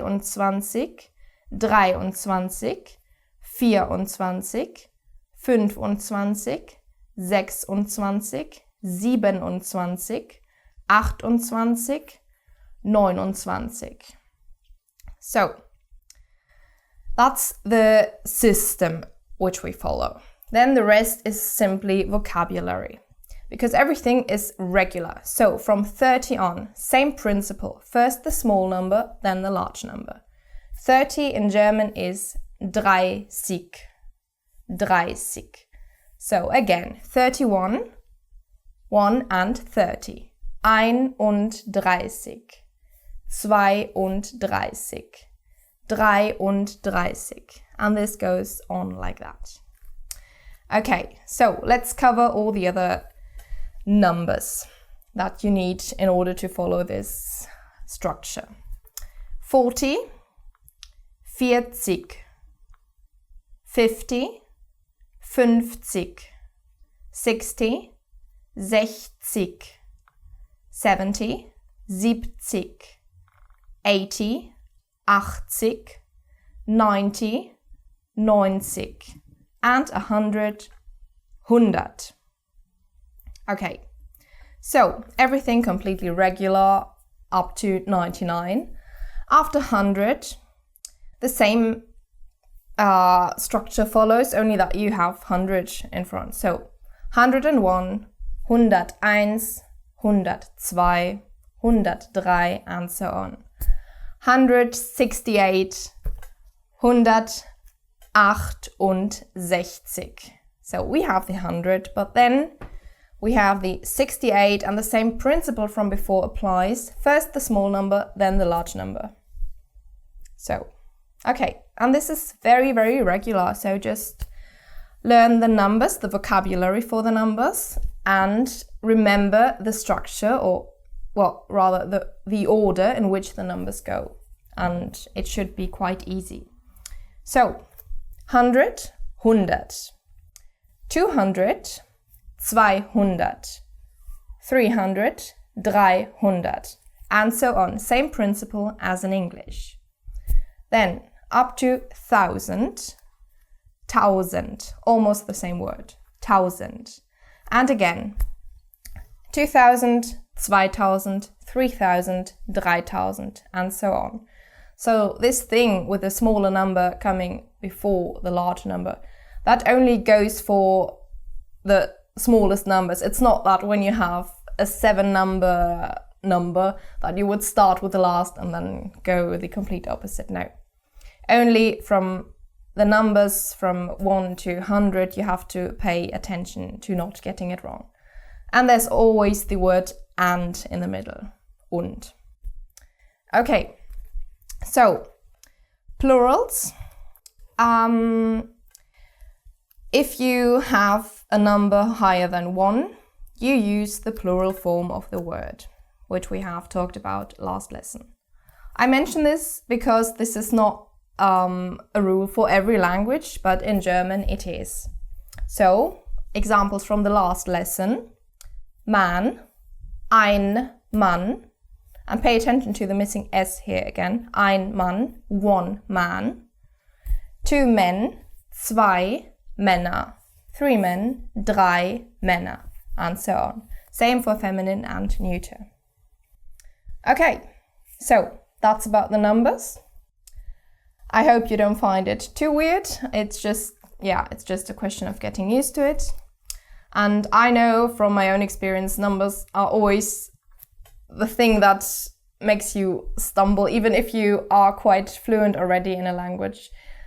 Once you want to express a number, you have to think, because you have a fixed concept of that number, so it's a bit difficult, and don't worry about that. So, okay, thank you for listening, and I see you in the next lesson. Tschüss! Hallo und herzlich willkommen zu Lektion 10. This lesson is all about negation in German. So, how does it work? In German, we have two ways of negating things. We have the word nicht in order to say not, or we have kein, keine, and other variations of that in order to say not. So, which one to use when? This all depends on what exactly you are negating in your sentence. So, generally, rule of thumb, if we want to negate a verb, or let's say the action of the sentence, we use nicht. Das ist nicht gut. That is not good. Das ist nicht gut. So, we have the whole thing, the verb to be, that is being negated in this sentence. If we have a noun, we would use kein. So, the better English translation is actually no rather than not. Like, no person, kein Mensch. No man, kein Mann. No woman, keine Frau, and so on. So in this case, we grammatically negate the noun that follows. This means that the negation is always directly in front of the noun. Unless we put an adjective in, the adjective squeezes between the article and the noun. So I just said article because if you look at it, kein, keine is actually the negative article of ein, eine. So the indefinite article is being negated by adding a k in the beginning. So whatever variation we have from ein, eine, grammatically, we also have with kein, keine, and it always follows the same rules. Okay, now back to nicht. I will give you more examples. Ich mag ihn nicht so sehr. Ich mag ihn nicht so sehr. I don't really like him that much. So, in English we have the negation in the do not, I don't. But in German we have the nicht, because again the verb, the mögen, to like, is being negated. Or, wir wollen das nicht. We don't want that. Wir wollen das nicht. So you might ask, where do I put this nicht? And that's a tricky question, because nicht is one of those parts of the sentence that sort of always takes the place that is not being taken by something else grammatically. Because we have some crazy rules in German where to put which kind of the sentence, which particle of the sentence. So nicht doesn't really have a rule, it takes the place that is still unoccupied. So very often you will find a very, very long sentence, and the very last word of that sentence is nicht. So you might think for the first 15 words of the sentence it's going to be a positive statement, and then the last word is going to negate it all. So that's very common, and maybe that's why Germans don't really interrupt each other when they're talking, I don't know. Because we always have to wait, because the negation might come at the very end. That reminds me about a funny thing I heard before, that you won't know a German speaking to you whether or not he likes you or he wants to kill you because of the nicht. Yes, exactly, yeah. So the nichts, I can place it everywhere? No, you can't. It might seem to you that it can be placed everywhere, because it just will naturally take a place that is not taken yet. Because nicht just has no priority. Other parts of speech have priority. Adjectives have their fixed place. Verbs have their place. Objects have their place. Adverbs have their place. A time has its place. A place has its place. But nicht doesn't really have a place, so In the end, it's pretty much random, so I can't really give you a rule where to put it. Because in English, I don't always in that position. In English, it's a lot easier if you want to say it like that. Yeah, because you can just negate the verb by putting it directly with the verb. If you want to express a German sentence that is negative, you can do the same, because when you are talking and you really want to get your message over that this statement is negative, then just place it directly with the verb and the people you are talking to will understand. But I'm saying this because you might be surprised sometimes to hear a really long sentence and then at the end you have the nicht.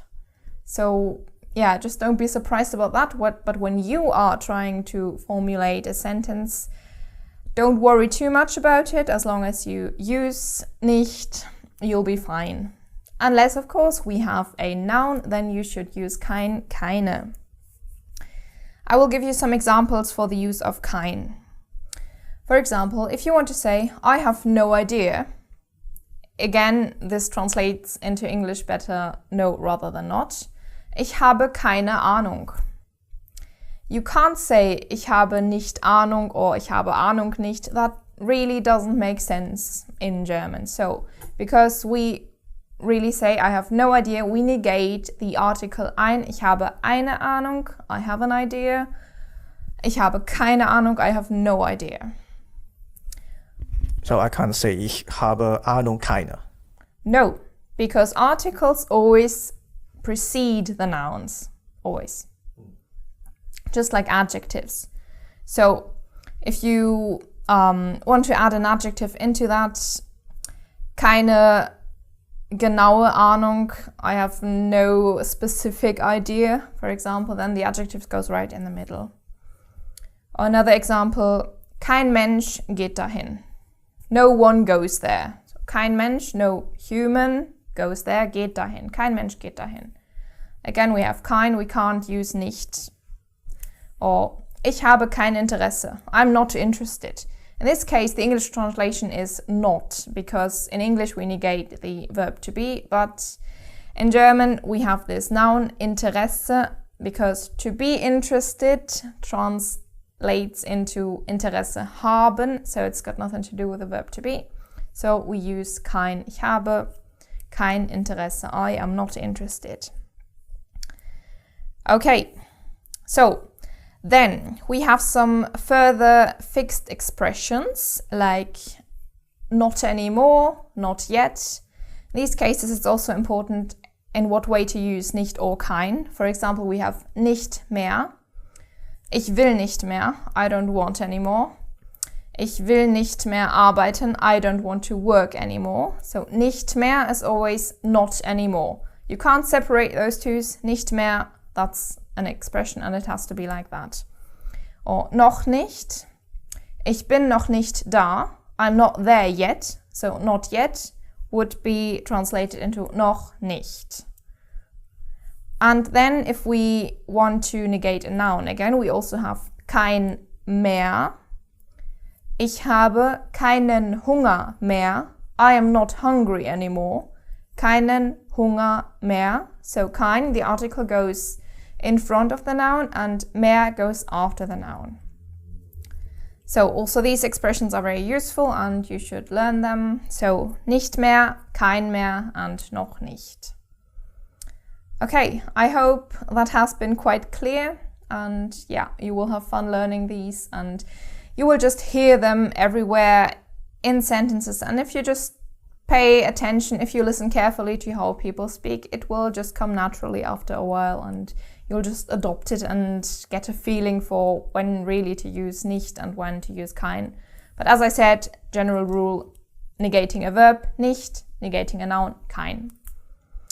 Okay, thank you very much for listening and I will see you in the next lesson. Auf Wiedersehen.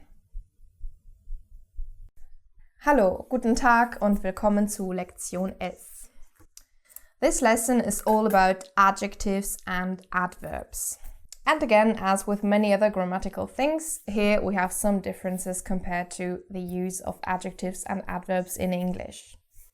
So, The basic thing I want you to know is that adverbs and adjectives have the same form generally. So, if you look it up in the dictionary, let's take the word fast or quick. You would find schnell. Schnell. That's the basic form of the adjective. So, if we then want to form the adverb in English, you would actually have to modify it, and quick becomes quickly. This does not happen in German, so that already is some good news. Okay, but what does happen in German is that the adjective, when it is a proper adjective, which means it accompanies a noun, it describes a noun, in this case the adjective changes in accordance to the noun, in accordance to the gender and also to the case. Example: das Haus, the house. Let's add an adjective. Big, the big house. Das große Haus. So you see, you don't have the basic form that you have found in the dictionary, which would be groß without the E. In this case, there's a noun that follows, so das große Haus. Okay, this happens because we have the definite article before. If we now take the indefinite article, a big house, ein großes Haus. So again, the adjective changes a bit. It always has to adapt to gender and plural, singular, or even to the form of article that is used before. With the definite article der, die, das, it is a bit easier because you always just add an I. So der große, die große, das große. With the indefinite article, this is a bit different because we have ein großer, eine große, ein großes. So there's a bit of stuff to just learn by heart. Okay. Another example. Let's take the adjective nice or lovely. Today is a lovely day. Heute ist ein schöner Tag.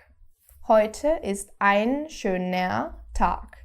Der Tag, masculine, that's why we have schöner. So whenever there is a masculine, you add the ER. If we change this sentence into the day is lovely. The day is lovely. Der Tag ist schön. Der Tag ist schön. And we are back to the basic form that you find in the dictionary. Why is that? In this case, the adjective strictly performs more like an adverb because it doesn't describe the day directly, grammatically, but it describes the verb to be. So, that makes it also a bit easier when you have any sentence with a sentence to be, sein. Es ist schön, it is nice. Es ist schön. Sie ist groß, she is tall. You would never have to modify the adjective in any way. Okay, so that's all to say about adjectives. Again, it's something to learn by heart and something that comes naturally after a while. You can actually look up a whole sheet, a whole table of adjective forms because they are very changeable, but don't worry about that. If you see the basic form in a dictionary, just go with that. And yeah, if you use it as an adverb, you don't even have to consider any changes at all. Okay, so thank you for listening and I see you in the next lesson. Tschüss! Hallo, guten Tag und willkommen zu Lektion 12. Today we are talking about how to be formal in German. In English, you have no such distinction. To whoever you are talking to, you can just say you. In German, as in many other languages, you can't. So, if you meet someone for the first time, for example, you wouldn't say, wie heißt du? Wie heißt du? We've heard that before. What's your name? Wie heißt du? You would say, wie heißen Sie? Wie heißen Sie? So, you can see the word Sie is showing up again. You have learned Sie as the word for she or they. In combination with the verb, you see that we are actually using the they form from the verb. So, wie heißen Sie? The difference between the they and the formal you is that the S in Sie is a capital letter when you are using the formal version of du. And that is always the case, no matter if it's a question or a statement, no matter if it's the first word in the phrase or the last, it is always a capital S. Another example, you speak German well, or your German is good. Sie sprechen gut Deutsch. Sie sprechen gut Deutsch, when you're saying that to a stranger or someone you're not really close to. To a friend, you could say, of course, du sprichst gut Deutsch, normal form. Okay, so that is a distinction you always will have to make when meeting someone for the first time. This goes not for children, so with children you can only say du all the time, but if you're walking around in Germany and want to ask someone a question, a stranger you've never met, you will always use sie and then the third person plural of the verb. So, to friends, it's always say du. To them. Yes, of course, absolutely. And to strangers and maybe also some elder people, I should use also sie form. Sie is also a way of showing respect. So, especially with elderly people, you would never use du. And culturally, it's also a thing to know that normally you might wonder at one point, okay, we've been talking for a couple of times. Is it time to switch from sie to du? You would wait for the older person among you to offer the du. So at the beginning, you don't know them very well. You are formal, you use sie. But maybe after a few weeks, they will suggest, oh, why don't you just say du? Oh. And you have reached another stage of your interaction. What about in company, the ranking, maybe the people who are in higher rank than you, so you also use sie better? Yes, normally, of course. You wouldn't necessarily say to your boss du, unless they offer it, which might also happen. Nowadays, it's getting more and more common, especially among young people, to use du. But yeah, it's still a form of showing respect to say sie, and you should definitely do that with a stranger. So it's always in the beginning, unless they offer to... Yes, you just wait for them to offer the du form, and yeah, you will always be on the safe side with sie. Oh, okay. Okay. Good. Now, another thing to cover in this lesson is the imperative form. So, if you're not familiar with this term, imperative is the form of a word, of a verb, when you want someone to do or not to do something. Like you order someone to do or not to do. For example, if I say go, that's an order. I want you to go, I say go. That's the imperative form. In German, we have this as well. And here we also make a distinction between being formal and informal. Let's stick with this verb, go. In German is geh. Geh. No do, no nothing, you're just giving this order.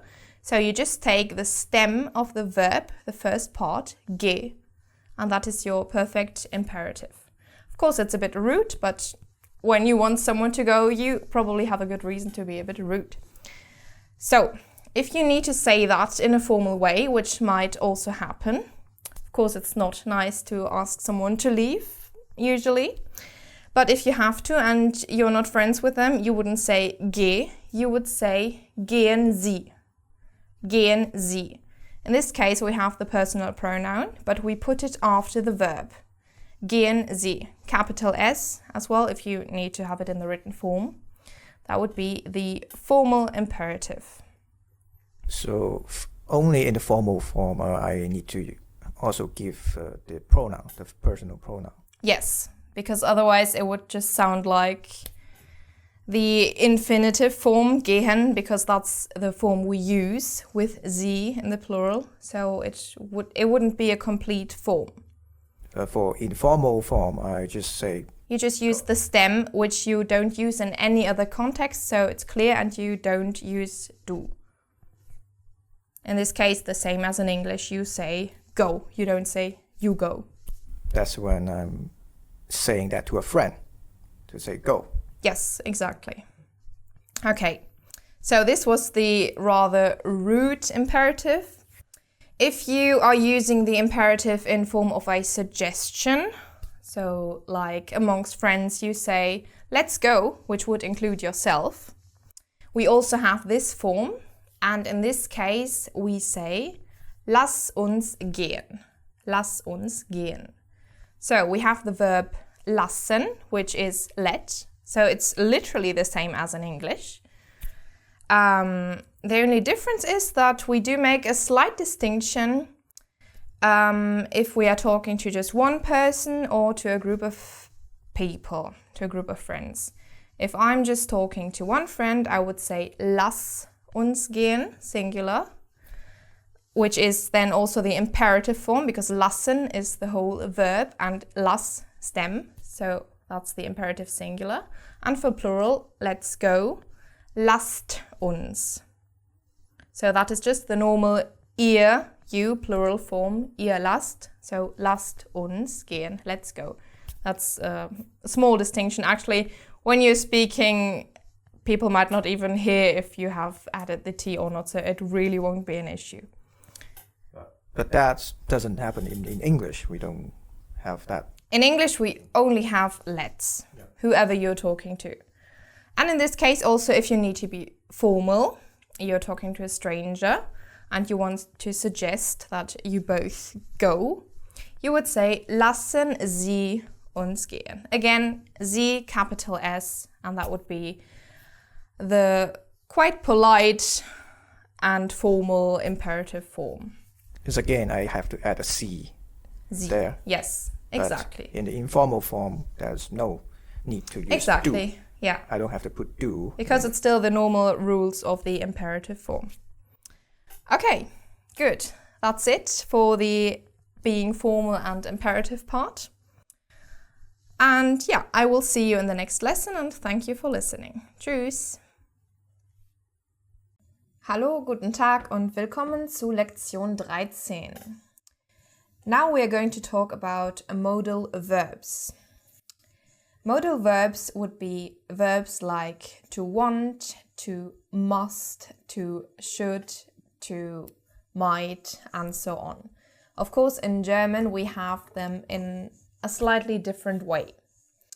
So, I have chosen 6 modal verbs. If you go online, you might see a few more, but I have chosen these 6 because they are very important and I can give you many different examples for them.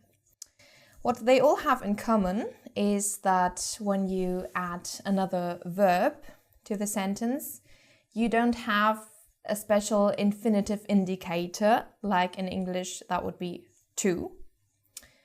For example, in English, after the verb can, if you say I can speak, you would not say I can to speak. You just add the bare infinitive to the modal verb. The same is in German. So, we have 6 verbs. Wollen, to want. Wollen, to want. Möchten is also want, but a bit more polite. So, it is rather like I would like. Möchten, I would, to would like. Then we have können, can. Können, can.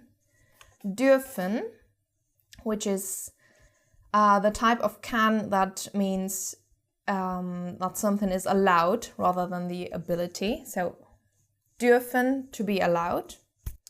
Müssen, must or have to, müssen.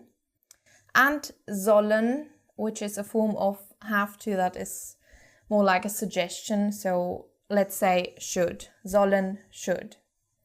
Okay, so we have these 6 verbs. Some of them are irregular, some of them are regular in their conjugation. We will get through that very quickly. Wollen, ich will, du willst, sie es will, wir wollen, ihr wollt, sie wollen. Möchten, ich möchte, du möchtest, sie es möchte, wir möchten, ihr möchtet, sie möchten. Können, ich kann, du kannst, sie es kann, wir können, ihr könnt, sie können. Dürfen, ich darf, du darfst, sie es darf, wir dürfen, ihr dürft, sie dürfen. Müssen, ich muss, du musst, sie es muss, wir müssen, ihr müsst, sie müssen. And sollen, ich soll, du sollst, sie es soll, wir sollen, ihr sollt, sie sollen. Okay, so you have some conjugations to learn, to memorize. And now we will dive into a lot of examples that will come in handy. Okay, let's get back to the verb wollen, to want. Ich will ein neues Fahrrad. Ich will ein neues Fahrrad. I want a new bike. I want a new bike. In this case, we don't have to say haben. I want to have a new bike. It's not necessary with wollen. Willst du noch was? Willst du noch was? Do you want some more? Willst du noch was? Sie will nach Hause. Sie will nach Hause. She wants to go home. She wants to go home. In this case, you will notice we actually don't use the verb gehen because the context is clear. Sie will nach Hause. We just know that it involves the going home. So we don't have to say that. And in fact, it would sound a bit more unnatural if you actually added it and said, sie will nach Hause gehen. It's just not necessary. So people often have a modal verb and then directly a place or a time, and from the context, everything is clear. Okay, next verb, möchten. So the more polite version of wanting. Das möchten wir nicht. Das möchten wir nicht. We don't like that. We don't want that. We would rather not that. Möchten Sie etwas trinken? Möchten Sie etwas trinken? Do you want to drink something? Would you like to drink something? So it's a rather polite way of formulating your question or your statement. Next verb, to can. Okay, können. Kannst du mir helfen? Kannst du mir helfen? Can you help me? Very similar to English, and it refers to a ability in this case, being able to do something. Ich kann Italienisch. Ich kann Italienisch.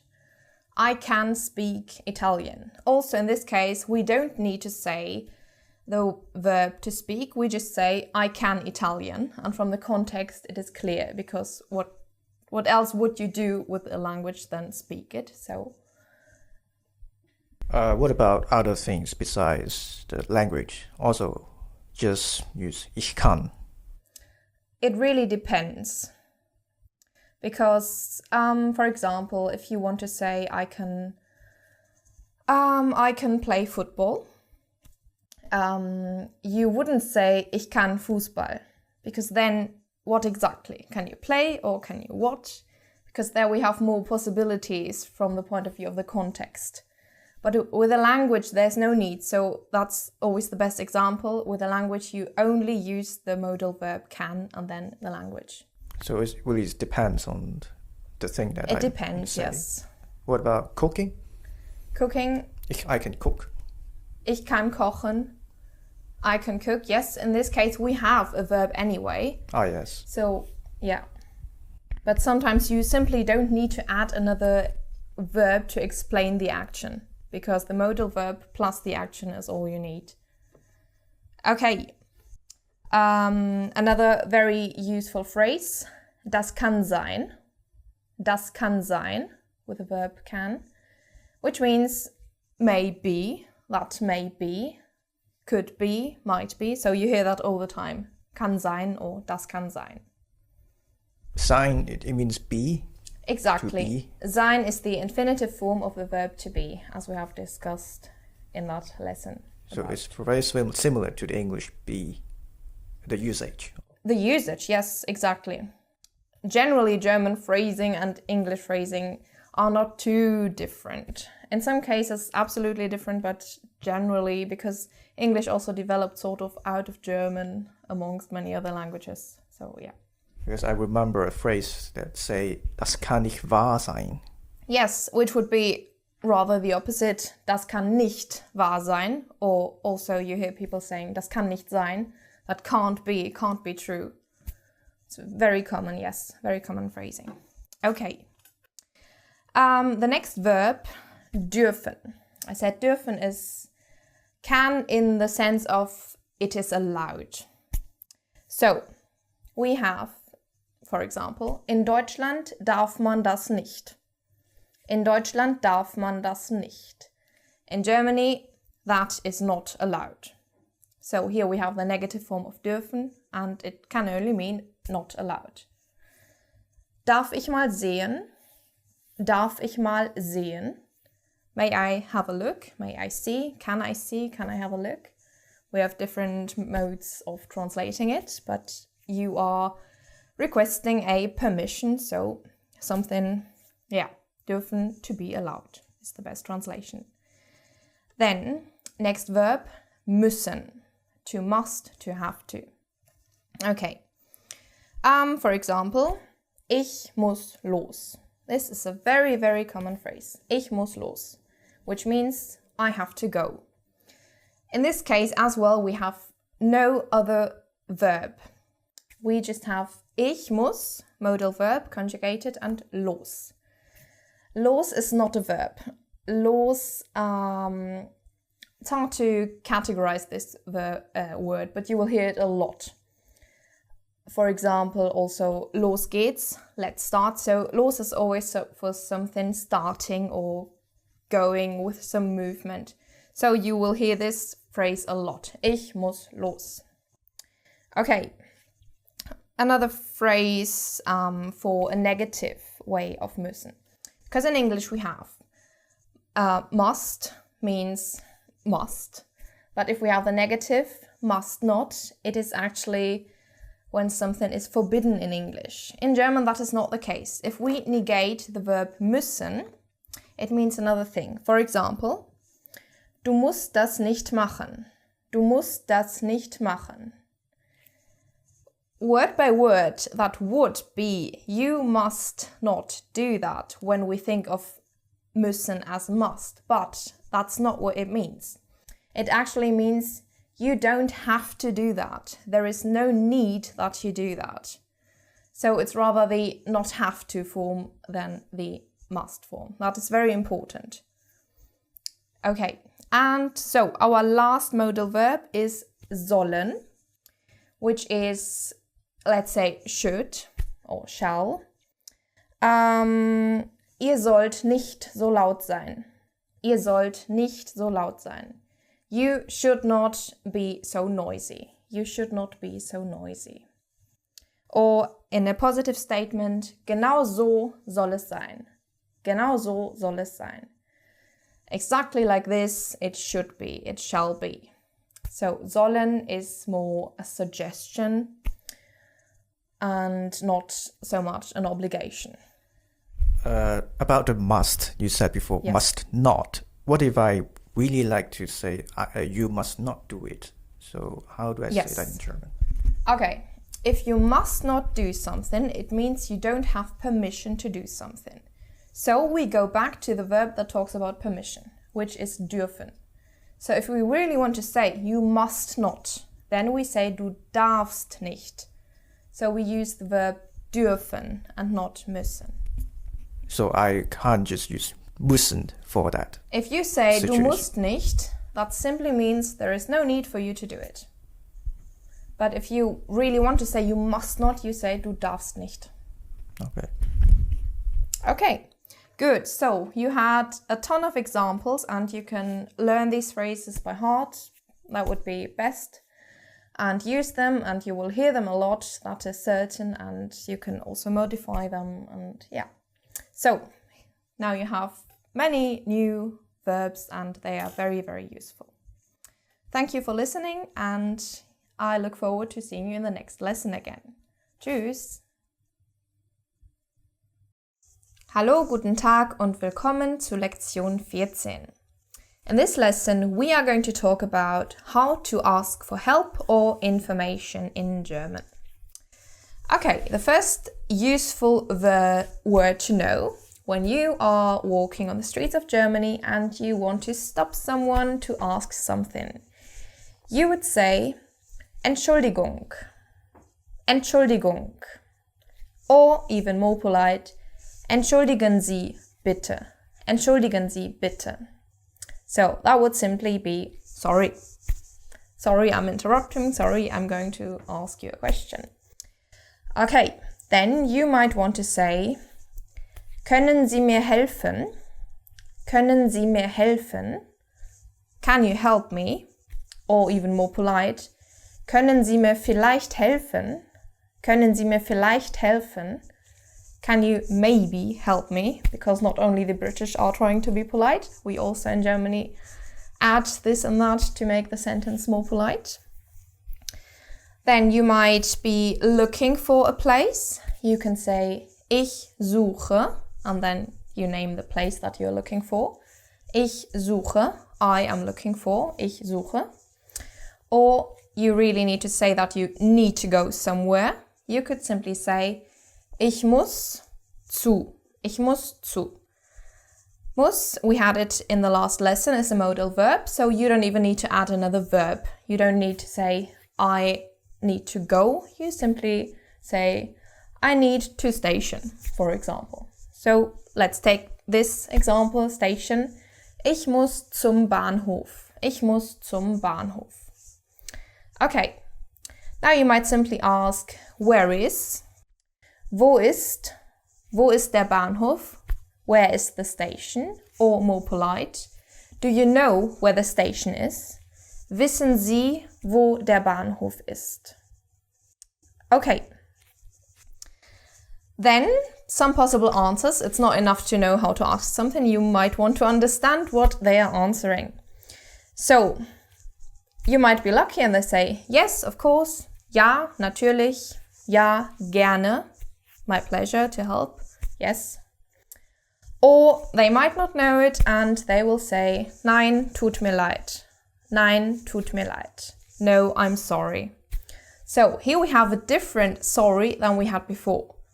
So if you are stopping someone or you want something from someone, you say Entschuldigung. But if you are sort of apologizing, you would say tut mir leid. Also es tut mir leid.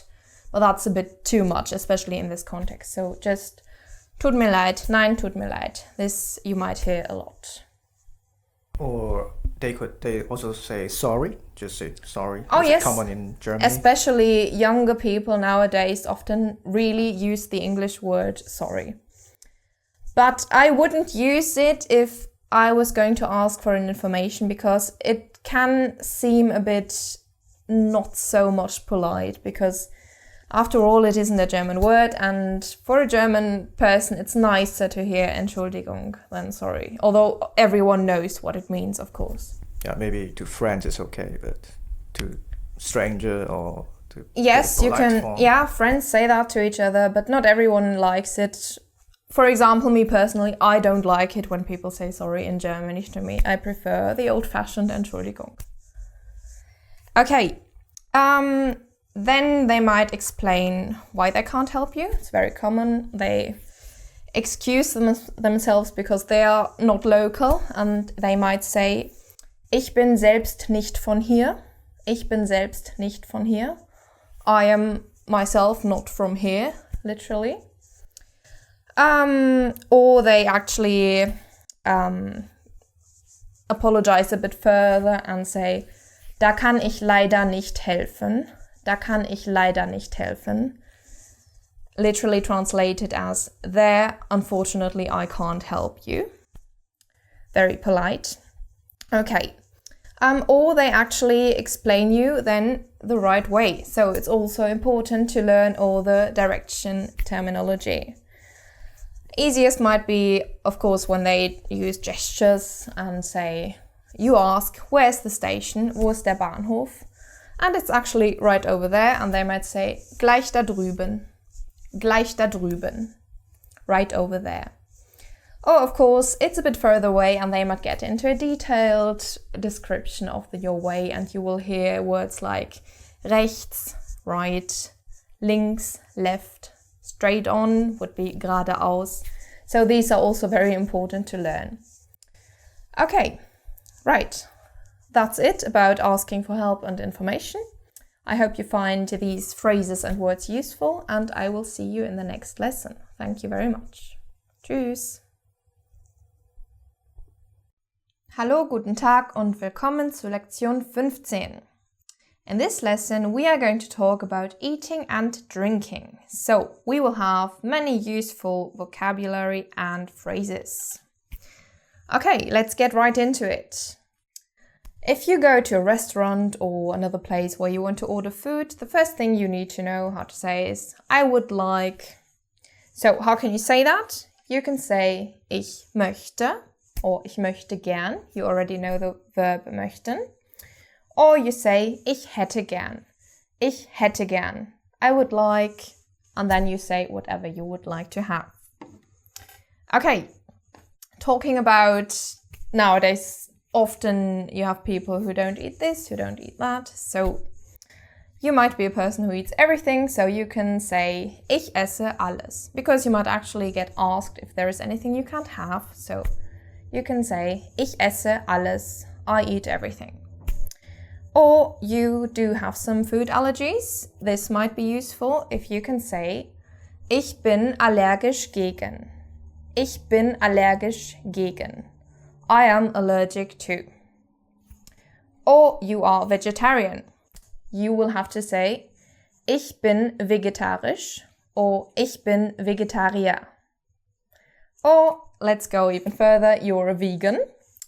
Ich bin vegan. Ich bin Veganer.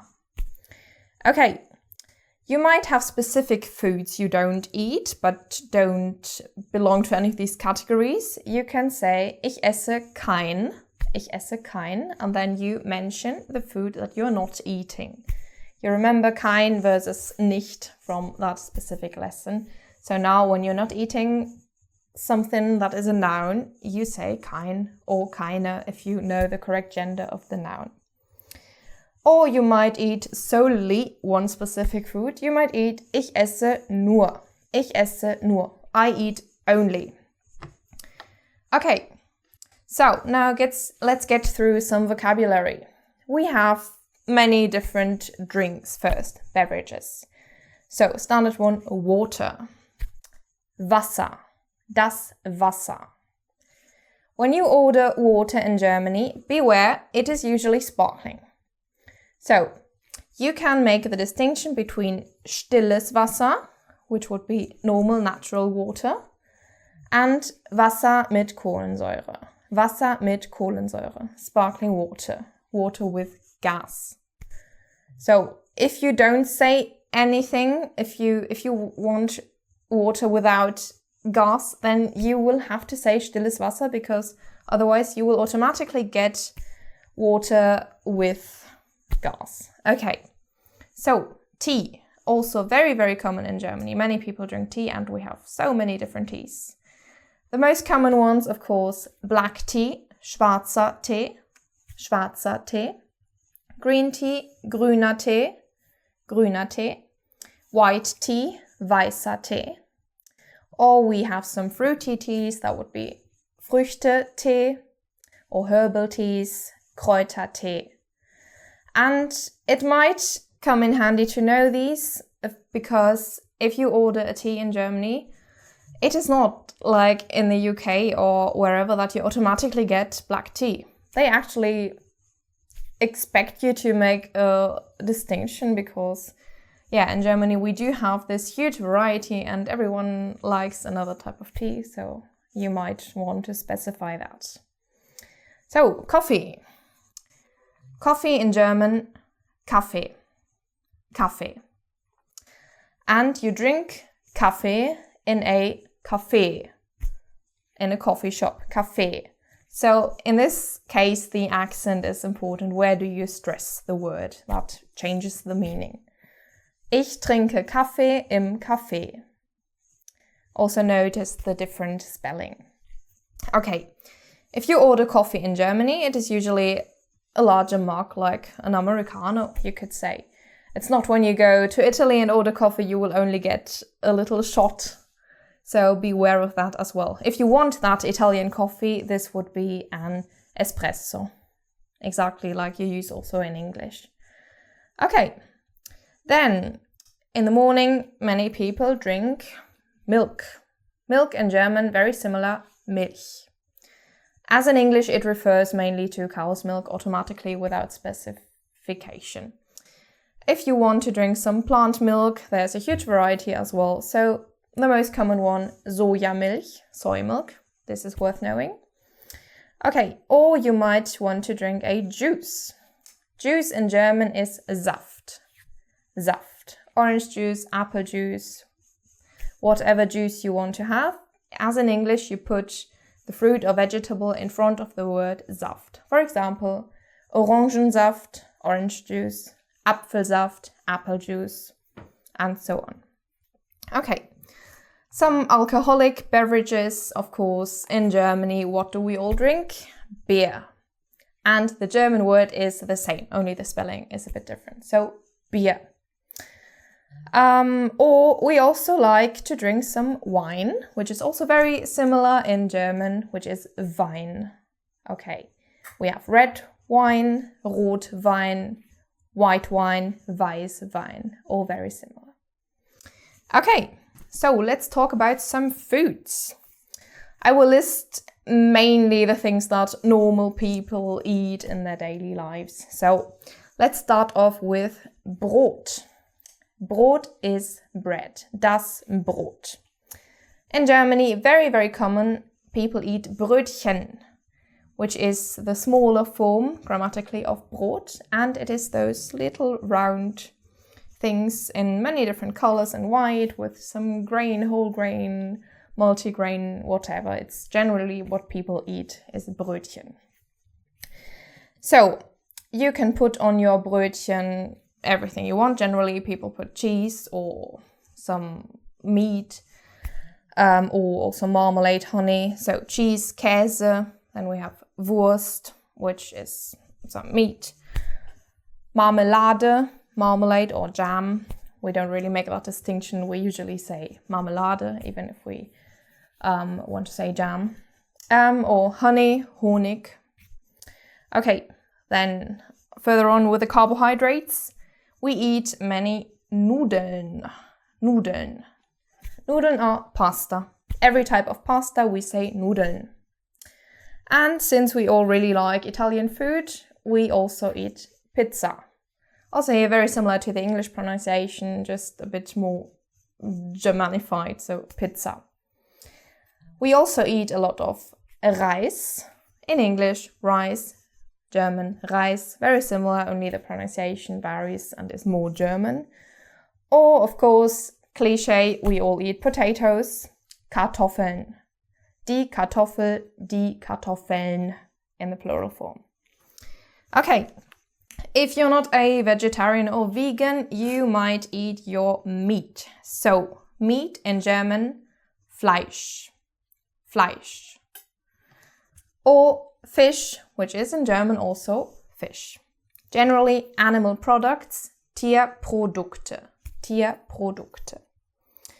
Okay, for the more healthy persons amongst you, vegetables. Vegetables in German, Gemüse. Das Gemüse.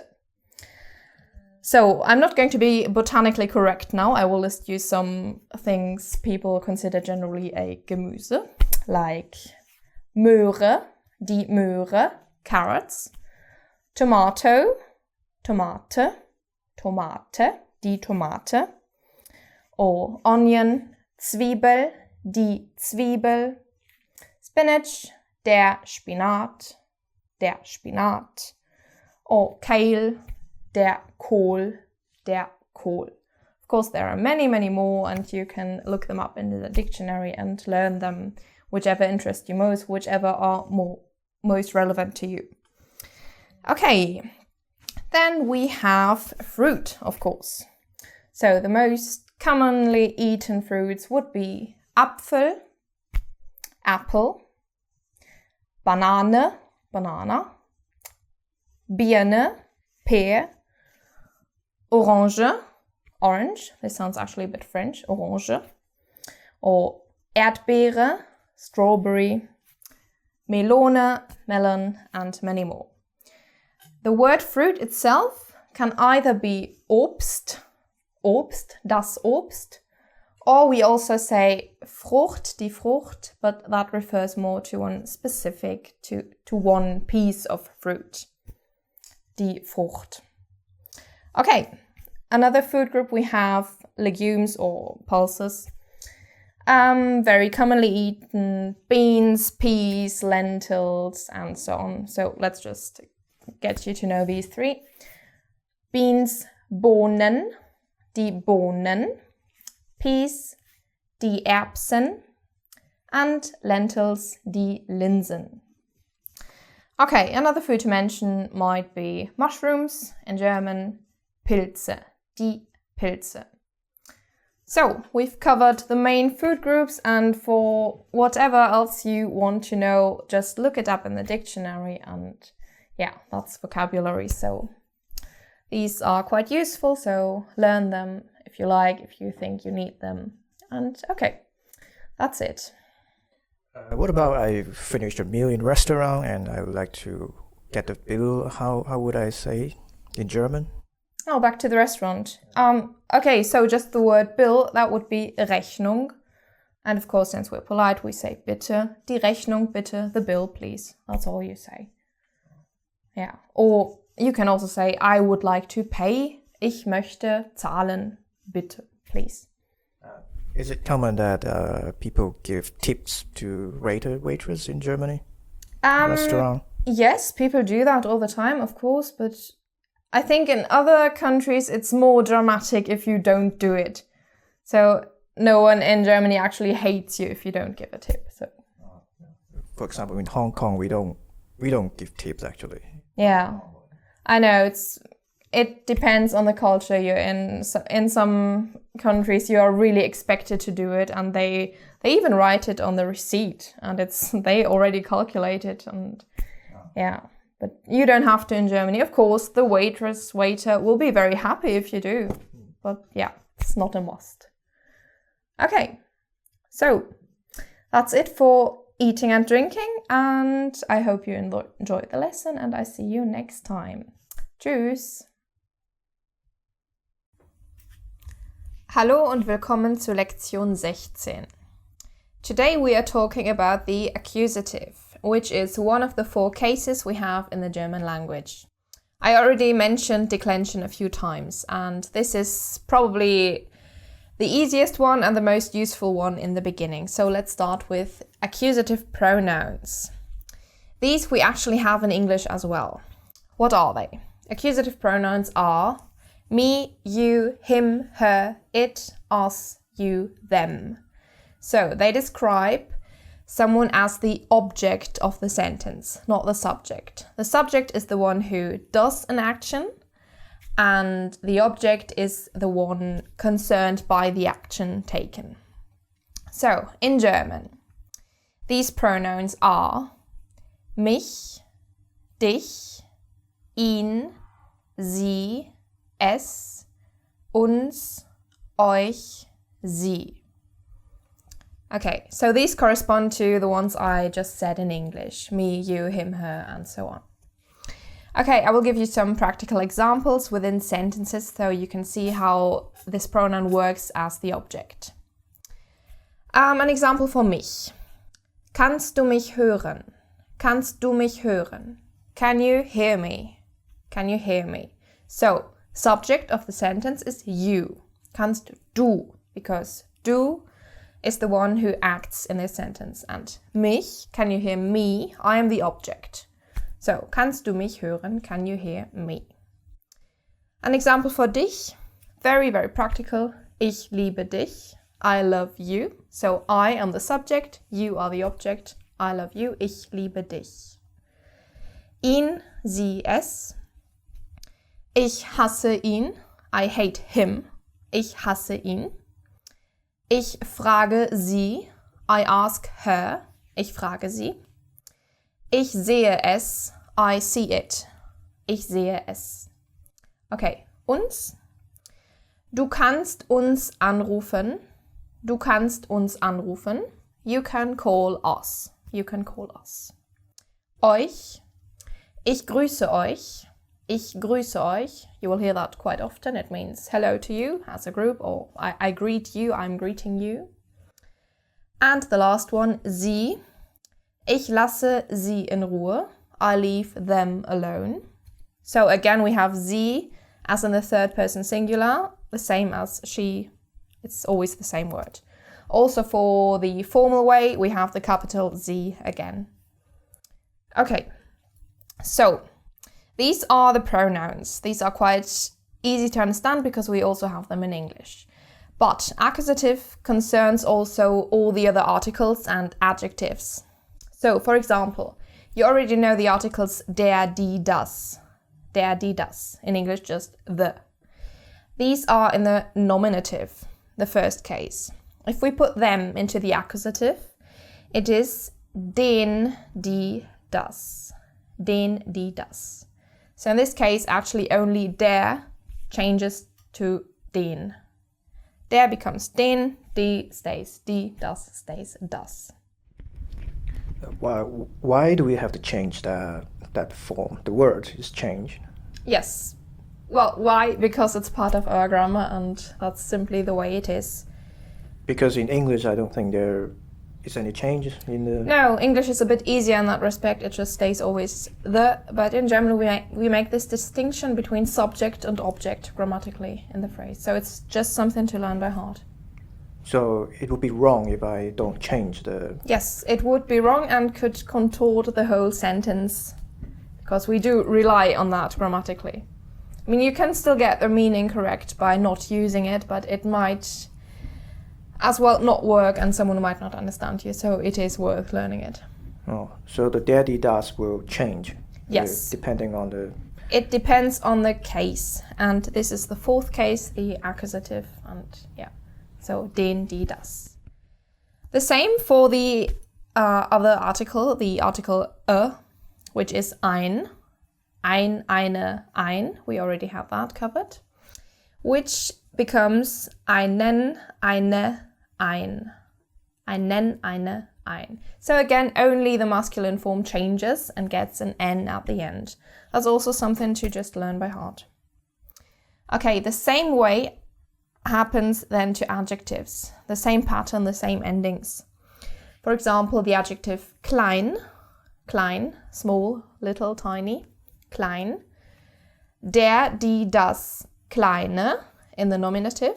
And in the accusative, it becomes den Kleinen, die Kleine, das Kleine. Okay. Some examples in whole phrases with our adjectives. A masculine phrase, ich brauche einen neuen Computer. Ich brauche einen neuen Computer. Okay, this means I need a new computer. What we have changing here is the article ein becomes einen because ich brauche, I am the subject of the sentence, and the object is a new computer, so we have to change this object grammatically, and it becomes einen instead of ein because it is the object, simply for that reason. Same to the adjective, neuen, the same ending, neuen, einen, neuen, because it's accusative, and computer, the noun, doesn't change. But articles and adjectives that go with the nouns always change. So, a feminine example, very common phrase you might hear on the telephone. Hinterlassen Sie eine Nachricht. Please leave a message. Hinterlassen Sie eine Nachricht. Okay, so, hinterlassen Sie, Sie hinterlassen, subject. So, you are asked to do something, you as a subject of the phrase. And what are you supposed to leave? A message, so it's the object of the sentence. So, eine Nachricht is accusative. Luckily, it's the same form as in the nominative, because, as I said before, only the masculine changes for the accusative. So, a neuter example. Sie kaufen ein großes Haus. Sie kaufen ein großes Haus. They buy a big house. So, they buy, subject of the phrase again. And what do they buy? Object, a big house. And here the article doesn't change. It stays ein. It is always ein Haus, a house. But the adjective does change because it would be normally großes, das große, and ein großes.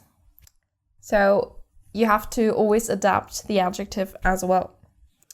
Okay, another thing to mention for the accusative, there are some prepositions that always require the accusative. The most vital ones would be für, which means for, and ohne, without. So every time you hear for or without, the noun that follows has to be in the accusative form. For example, if I want to say for you, it is für dich and not für du or something. Same with ohne dich, without you. So we have to use the accusative. No way around that. Okay, this is it. So you got an idea about our first case, the most useful, and for the changes of the articles and adjectives, it's simply something to learn by heart to get it right. Okay, thank you very much, and I see you in the next lesson.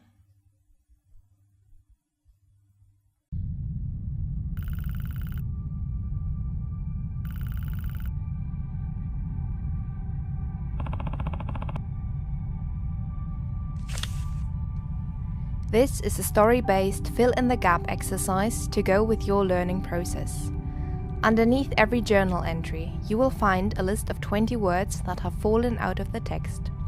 Try to match them into the correct gap. The English translation will help you do this.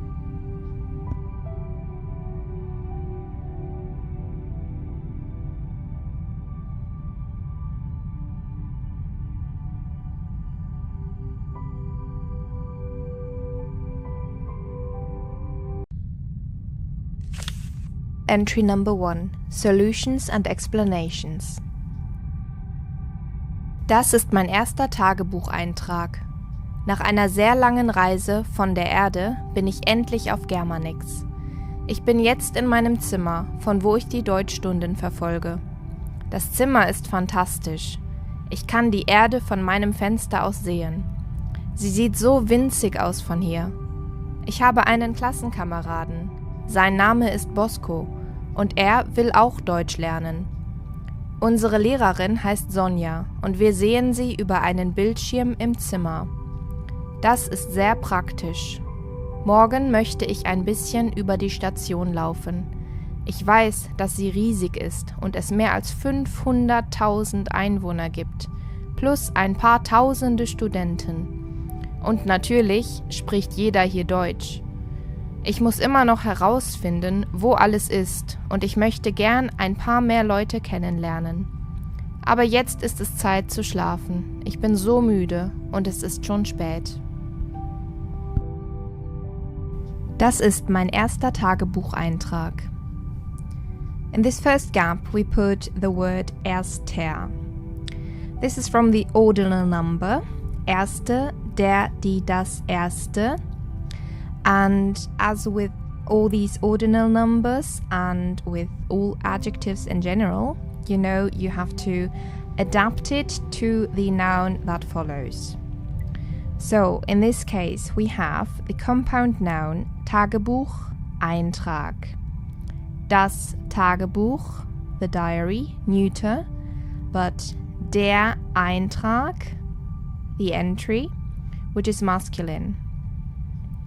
In all our compound nouns, no matter how long they are or of how many single nouns they are made of, what gives the entire article to the compound is the very last word. So in this case, Eintrag, der Eintrag, makes the entire compound der Tagebucheintrag. So, das ist mein erster. So we have masculine in the erster. If it were with the article der, it would be der erste Tagebucheintrag. But like with the articles ein, eine, ein, also with the possessive articles mein, dein, sein, and so on, a different adjective declination follows. So that is why we have here mein erster. So remember, der erste, mein erster, ein erster, dein erster. So it's just a different declination to follow. Nach einer sehr langen Reise von der Erde bin ich endlich auf Germanix. Von der Erde. So von meaning from, when we are coming from somewhere. And note in this case, von der Erde, we don't just say von Erde, because with the planets we tend to use the articles. So in nominative it is die Erde, Earth, our planet. But von always requires the dative case, so that is why we have von der Erde. Ich bin jetzt in meinem Zimmer, von wo ich die Deutschstunden verfolge. In this gap we put the word Zimmer, das Zimmer, which means room. We have a neuter word here, and in meinem, so the question is where, so we have the dative. Where am I? In my room, in meinem Zimmer. Notice the dative at the adjective, the possessive adjective. Then the second part of the sentence, von wo ich die Deutschstunden verfolge. Here we have a nice subordinate clause to specify what we are doing in the room. Wo meaning where, but in this case we have it combined with von, from where, literally in English. Das Zimmer ist fantastisch. Ich kann die Erde von meinem Fenster aus sehen. Sie sieht so winzig aus von hier. Das Zimmer ist fantastisch. You see, very, very similar adjective to the English fantastic and works in exactly the same way. Ich kann die Erde von meinem Fenster aus sehen. So, I can see. You see here, our verb, as always, goes to the very end of the sentence when it is within a sentence where we already have another conjugated verb. So, ich kann is our conjugated modal verb, which means the other verb of the sentence, which is sehen, has to go to the end. Modal verb first, second verb to the end, and everything else in between. So you can see aus and sehen. This is not from the verb aussehen, which we have in the sentence right after. So this little aus belongs to von meinem Fenster aus, from my window, von aus. It wouldn't work without the aus, because this aus just gives more explanation as to where we are seeing something from. It's a bit complex to understand, I know, but note that this is not the same kind of aus in combination with sehen as in the very next sentence, where we have sie sieht so winzig aus von hier. In this case, our verb is not sehen, but aussehen, which means to look, to have an appearance. So, this is a separable verb, which means we take the main verb in there, which is sehen, This part is conjugated. Sie sieht, then some other words, whichever are in the sentence, follow. And generally the aus, which is the prefix of the entire verb, goes to the end of the sentence. It just happens to be, in this case, we have von here, which sounds better at the very end. But generally, the prefix has to go to the end when we have a separable verb. So, separable verb, the main verb is conjugated at the beginning and goes with the subject, in this case, sie, the earth, sie. And the prefix goes right to the end. Ich habe einen Klassenkameraden. Sein Name ist Bosco und er will auch Deutsch lernen. So in this sentence we have quite an old-fashioned word actually, but it is still very much used. So it is Klassenkamerad, which is just a classmate. And your classmate is male. His name is Bosco. So for the gap, his needs to be put in. So his name, sein Name. And he wants to, he would like to. Er will. Straightforward third person singular from the verb wollen. Unsere Lehrerin heißt Sonja und wir sehen sie über einen Bildschirm im Zimmer. Wir sehen, we see her, we can see her through a screen in the room. Das ist sehr praktisch. Praktisch, practical, another word that is very similar to the English. Morgen möchte ich ein bisschen über die Station laufen. Ein bisschen, a little, or for a while, in this case, temporary. Morgen möchte ich, you note here, classic case of inversion, because morgen is the first word of the sentence, so we have to put the verb next and then the subject. Station, very general, that's how we can call our Germanic space station. Ich weiß, dass sie riesig ist und es mehr als 500.000 Einwohner gibt, plus ein paar tausende Studenten. Ich weiß, I know, first person singular from the verb wissen, to know. Dass sie riesig ist, that's our secondary phrase. Das with a double S, very important. I know that. This also always follows a comma. It's a huge grammar mistake if you do not put the comma there. Und es mehr als 500.000, straightforward number, 500,000 Einwohner, inhabitants, gibt. Again, you see the verb of the das sentence goes to the very end. Dass es gibt. Geben, to give. Es gibt, meaning there are. So, dass es gibt, that there are. And then our little end of the sentence, plus ein paar tausende Studenten, plus a few thousand students. Very straightforward. Und natürlich spricht jeder hier Deutsch. Spricht, third person singular from sprechen, to speak. And of course everyone speaks German here. Jeder, meaning everyone. Again, classic case of inversion, because spricht jeder, first the verb, then the subject. You remember that I said after und it doesn't change, but note here we have something else after the und. So und natürlich, and the natürlich part causes the inversion. Ich muss immer noch herausfinden, wo alles ist. Und ich möchte gern ein paar mehr Leute kennenlernen. Ich muss immer noch herausfinden. Herausfinden, to find out, also very literal from the English. Herausfinden is a separable verb, but in this case it is not conjugated, so it is not separated. Ich muss is our modal verb of the sentence. So our separable verb, or any verb that's with the modal verb in the sentence, again goes to the end, which it does here, to the end of the main clause. Then the subordinate clause beginning with wo, where everything is.